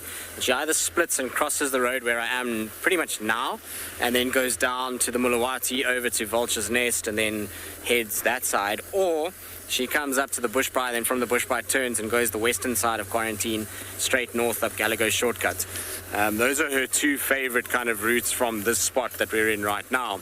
And when I was here 2 weeks ago, she used both those routes twice while I was here. We managed to find her both times, but it'll be interesting to see where she's gone today. Unfortunately, this road is fine to see tracks on at the moment, but the other road on the western side of quarantine is so wet and eroded that will be very difficult to see if she walked there. So we're just going to have to bank on trying to find herself going. She could have also walked during the course of the day and gone all the way up Gallagher shortcuts and is already up in Buffels Hook. We know that she often does that as well. So Lucky, who's 10 years old, Lucky, sometimes it's a lot of guesswork. So what we use to kind of narrow it down is a territory. So in something like a leopard, they have a home where they like to walk. And so if we're driving in this area here, at the moment, female leopard-wise, well, there's really only two that would possibly be on this side of quarantine, and that would be Shidulu or Kalamba. So you narrow that down, then you start to look at the actual route that the leopard is taking, and that starts to tell you from previous experience of following that leopard which one it is. They each have their own specific kind of favorite paths that they like to use. They won't all walk on the same ones every single time. And then you're using a little bit of size, shape. Those are also going to help you. So in the case of like Thandi and the cub, you're using the cub's size of his footprint, which will differentiate or will be able to see the difference between that one and potentially, Kuchava's cubs. So Marip's and Kuchava's cubs will have different size footprints, and so will Sabui's little male. So that helps size and shape. And then anything that's pretty distinctive. So maybe the leopard has a long toe, maybe it's got a scar on its pad, and in certain substrate that scar actually registers on the track itself. Those could all be useful ways to tell a track and to know exactly who it is. But a lot of the time that we say it's this track, we're generally going off of where we are. So if we're in the core of a certain leopard's territory, then we know most of the time that will be their track. Sometimes we're wrong and we don't get it right. I particularly am not very good at knowing the exact minute details of each individual leopard's track. For me, it often is just a female leopard track, and I follow it until such time as I can confirm it, and based off that and paths that I walk, I then start to build an idea of where each leopard likes to go, and therefore be able to kind of follow them and then have a bit of an educated guess. But there are trackers out there, and some of the really, really good trackers, they're able to see minute differences in toe size, in size of the lobes on the back of the foot. And those guys are really, really special at what they do. They are, masters of their craft for a reason. Come on, Rusty.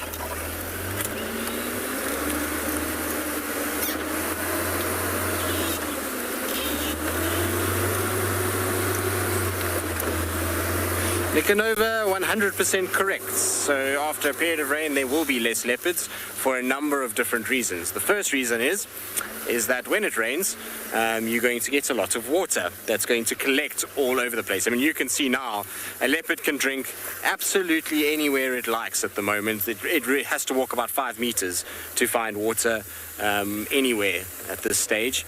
And so that means that when the leopard is moving along in its respective area, it doesn't have to come onto a road and walk to a water source. So a lot of the times in winter, how we find the leopards is because they're having to go to a water source. And not only that, but they're also, if they're on a kill, having to go back and forth. And so the tracks are left behind a lot more clearly than they are now. So now you're finding that they're not walking to get water as much, which means less tracks. The roads themselves, when they get wet and start to dry, form a very hard crust because the surface layer of the roads where there is the soft sand that shows a track nicely gets washed away. So like right here, the chance of you seeing a very small female leopard track the size of Kalambas in this area is almost zero where we are right now because of how compacted and hard this soil is. Had it been while it was raining, you'll pick up that track because it will still be damp, but once it dries a little bit, it becomes almost like concrete. So tracks become harder to see. Then what you'll find is when it rains, leopards use rain to their advantage. So they are going to hunt in the rain and are often very, very successful. And so you find that they'll make a kill, and if that kill is nowhere near a road where you can see it, and because of the amount of water, the way the tracks are washed away, he'll be there or she'll be there for 2, 3, 4 days before they come out again. So it always takes a bit of sunshine to come out before you start to see the leopards that much more frequently than when before the rain. And if you have a look at the last few days, it's a prime example of this.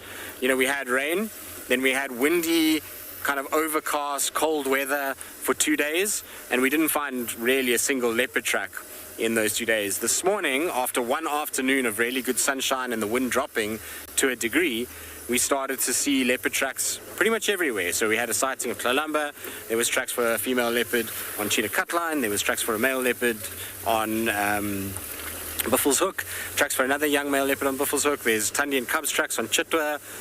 So there's slowly now the leopards have finished their meals and are starting to move again and are starting to walk on the roads, and as the roads are sort of drying out and cars are driving over them, so it's starting to kind of churn up that soil again, and softer sand is starting to develop, and therefore more likely to spot the tracks again. So that's a very long-winded answer as to why we don't see the leopards as much after the rain. I'm scanning around here where we are specifically because this is where that impala with the broken leg was this morning. Its leg just didn't look great, and I'm sure it's going to be an animal that's going to be chased if it's seen.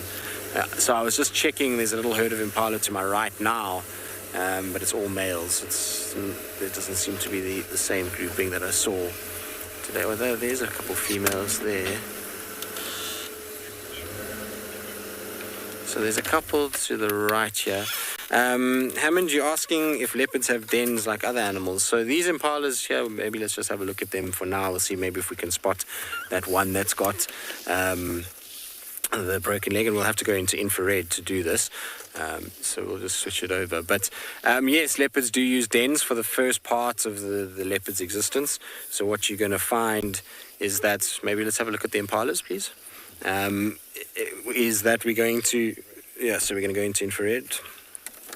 Is that leopards will find a den site when they give birth. So during the first kind of, I would say probably about 6 months, they're using den sites pretty much all the time. As you get to the sort of 6, 7, 8 month mark, then you're going to start to see them moving the cubs and leaving them, but it's not really a den site. It's not like it's a little hidden hole or a rocky crevice where the leopard can hide in. It's just more they leave it in areas where they know they can kind of stay, and then they'll come and fetch them every couple of days as they go and move them around to the various different kills.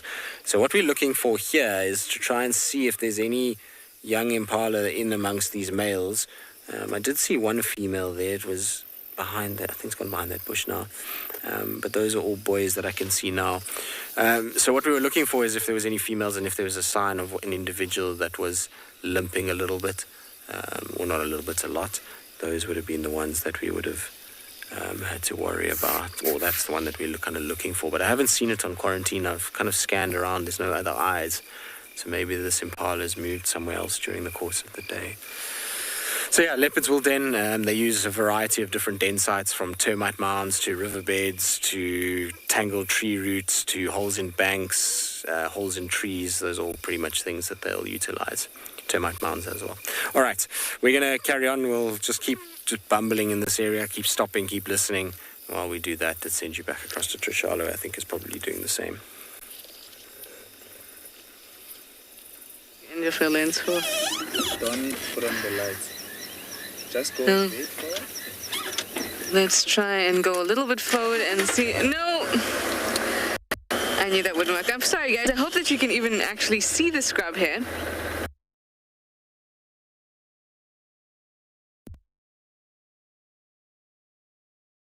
Only in of our lens on the IR, so of course we're in infrared so that we don't shine any lights, anything on the scrub here. Did you see what a fright it got when I moved the car? Shame.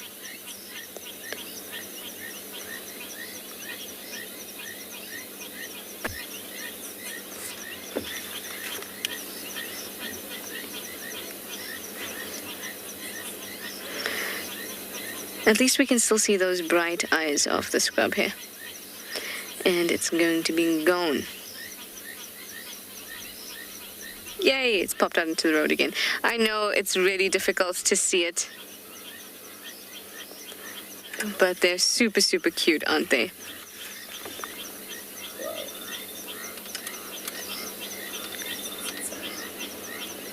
There we go. Hi. Super cute. It's just that because of its erratic behavior, I was actually wondering if something was on the side here.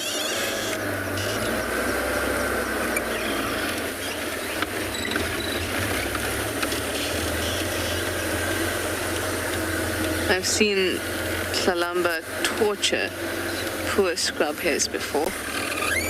Let's have a quick look here. The soil is so soft. No, that's just the scrub hare's tracks.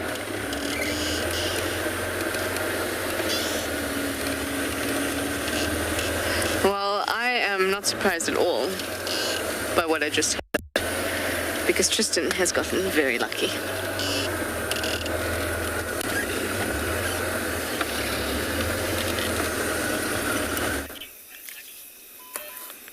Well, there we go. We've managed to find a leopard. I can't see who it is just yet. They're just glowing eyes coming towards us at the moment.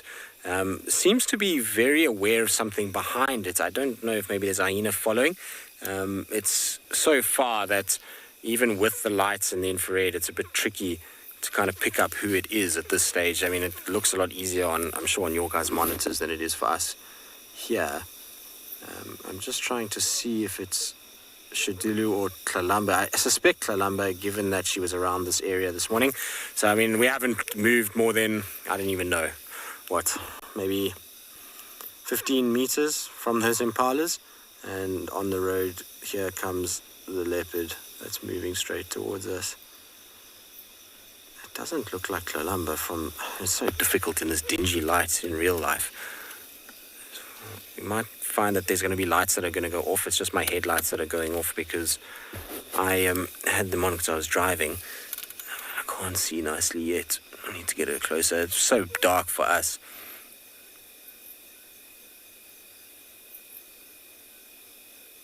Look at those eyes glowing. Isn't that cool? Whoever it is, they're quite full. Looks like Shadulu, doesn't it?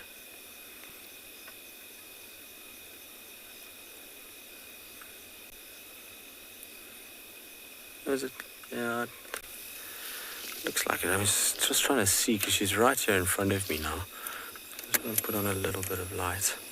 I don't want to obviously light up too much because of the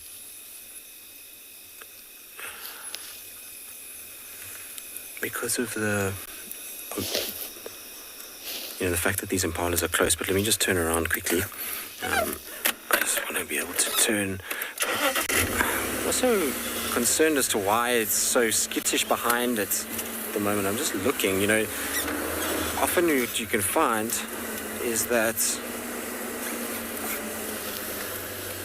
there is something following it. So like hyenas or potentially another leopard. It's very, very possible. So I'm just going to try and see, where did it go now?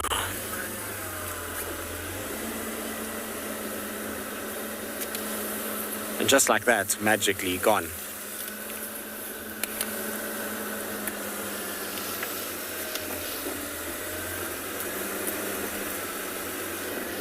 How is that possible?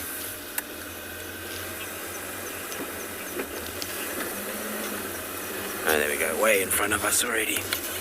Amazing how much distance they cover. So I'm just turning my lights off at the moment. I'm sorry, I know it's dark and we can't really see much in front of me. But I don't want to be shining on this cat as we approach these impalas. So I'm just trying to use the spotlight pretty sparingly and also not use my headlights because the impalas are now right in front of where. So James is confirming my suspicions and that it is Shadulu. What's interesting though is this is exactly where Kalamba was. Is she growling? Or is she looks like she's talking. You see? Is Kalamba here too? It wouldn't so shock me if Kalamba's also here. There is bound to happen that these two are going to meet in each other. I've just been talking about it. Look how she's got her nose to the ground. You see, she's busy sniffing and she's on a mission. She's picked up the scent, I think, of Kalamba. And she's not happy about it at the moment. She's going to go and look. Let's catch up with her.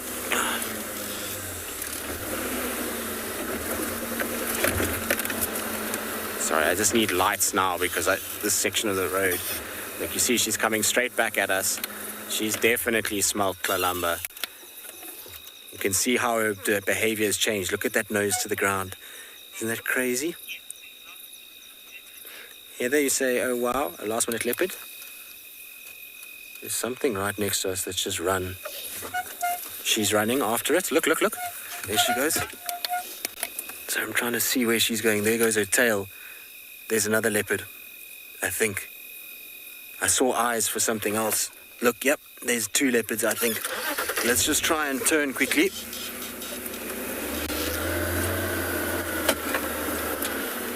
You know, it's at this time of the day.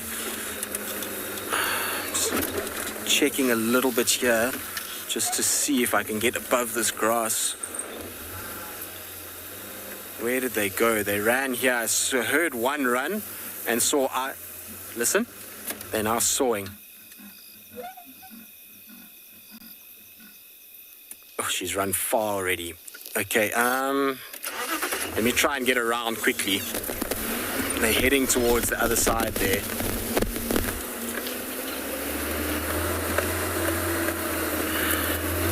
Hold on, everybody.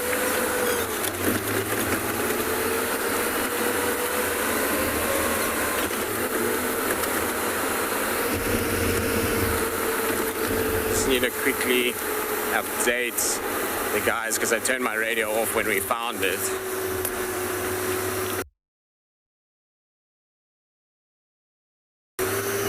Like I say, this was bound to happen at some point. These two were going to come to blows. They've been walking, doing a dance a lot lately.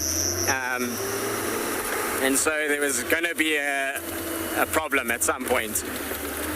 Okay, so theoretically, they should pop out in front of me here somewhere. What a time not to be able to off-road. Not ideal. And also, it would be much easier if it was during the day where we could actually see what's going on. So where that was calling was right here somewhere. I don't know if it's Tswalu calling, but definitely I saw one leopard run. I just heard it running from next to us out of the grass, and then her chasing after.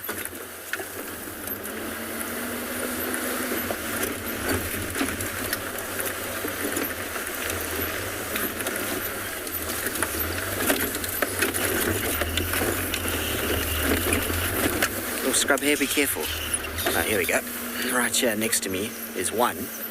Who have I got here now? I've got Kalamba. Here's Kalamba in front of me. She's the one calling. Let me just update everybody on the radio. Our stations, just to update you. I've got Tswalu and Kalamba. They're fighting here on quarantine. We're at the junction of the Central Road and beetle access now.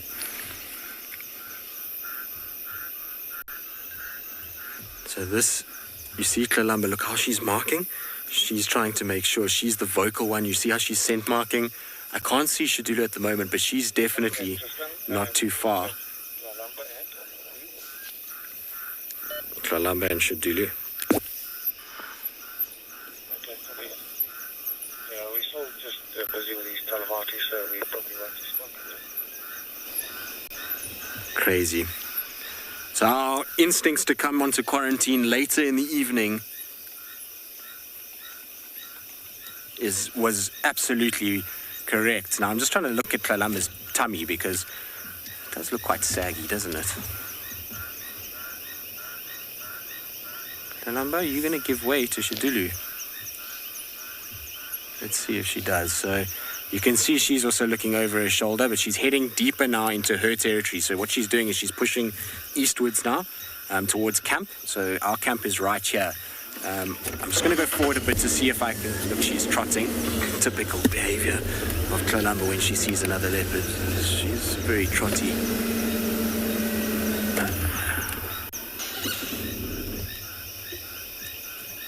Yeah, she does look nervous, and rightly so. Tswalu's a big cat. And a big mom, can be aggressive when she wants to be. She's not going to be a cat that's going to take lightly to another leopard in her perceived territory. And so that's why Kalamba is being as nervous as she is. Kalamba's still got to prove herself as a female leopard. I'm going to try to keep up with her for now because we actually have visual of her. I'm just scanning the road trying to see if Tswalu's here. I don't see her. Kalamba is going to be skittish and she's going to run, and she's going to run straight towards camp at the moment. So I'm not going to follow her if she does go into camp because I don't want to stress her out and her to run the wrong way or into somebody or something like that. She was here. Pretty sure she's gone down our access road. Yep, there she goes. Okay, so we're actually going to leave her there because, like I say, she's already hyped up and we drive after her and she trots into somebody. There's going to be a problem. I also just want to let everybody know that there's actually a leopard in camp. Maybe, possibly two might be coming. As much as it's nice to follow a cat through it's just not the right thing when she's like it. You can see how she's trotting from us already. So I don't want to chase her more, like I say, her going the wrong way. Okay, I'm going to quickly see if I can find Shadulu again. Hopefully we'll have some luck with her as well.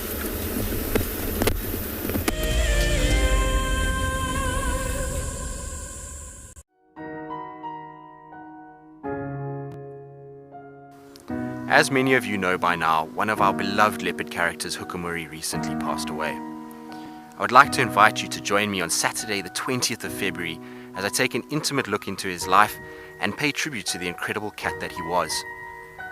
I'm looking forward to seeing you around the fire at 7:30 p.m. Central African Time.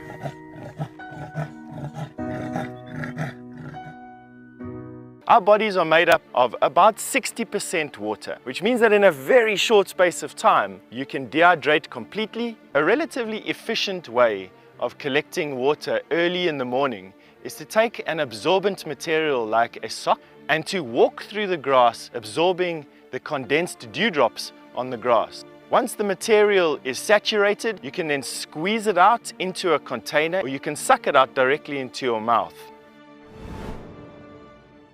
My name is Steve, and one of my favorite things at WildEarth is getting questions from you. The type of questions that I really like are those ones that really help us to unpack and understand and really integrate the ecological knowledge and fully appreciate the importance that animals such as these Cape buffalo bring to the ecosystem. If you want to ask a question on WildEarth, you're going to have to register on the website, but once registered, just head on over to the live safari page and enter your question under the live feed. Something very, very interesting. I didn't plan this, but this is a scene rarely seen. This is what we call a journey of giraffe. So beautiful.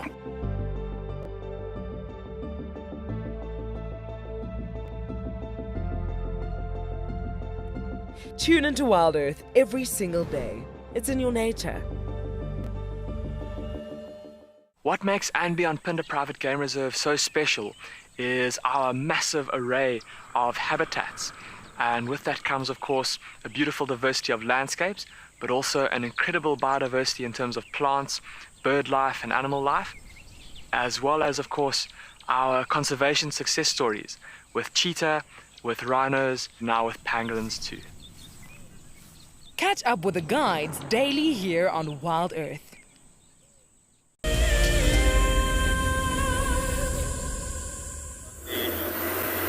Right, well, no luck finding Shadulu yet. She was calling again now inside this thicket where they kind of met each other.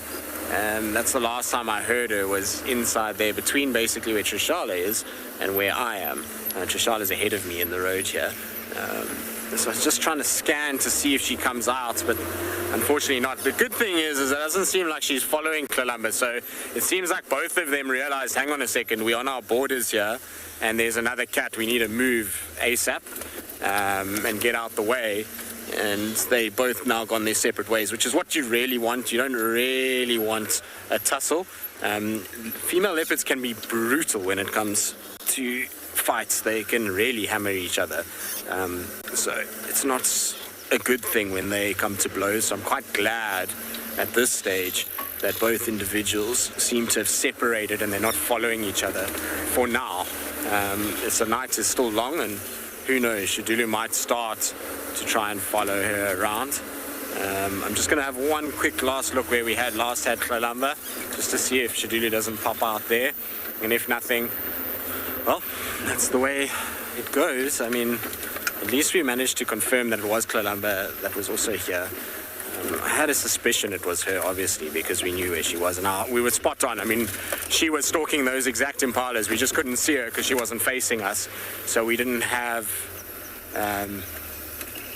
any sort of view of her eyes. But yeah, she was at the same impalas. All right.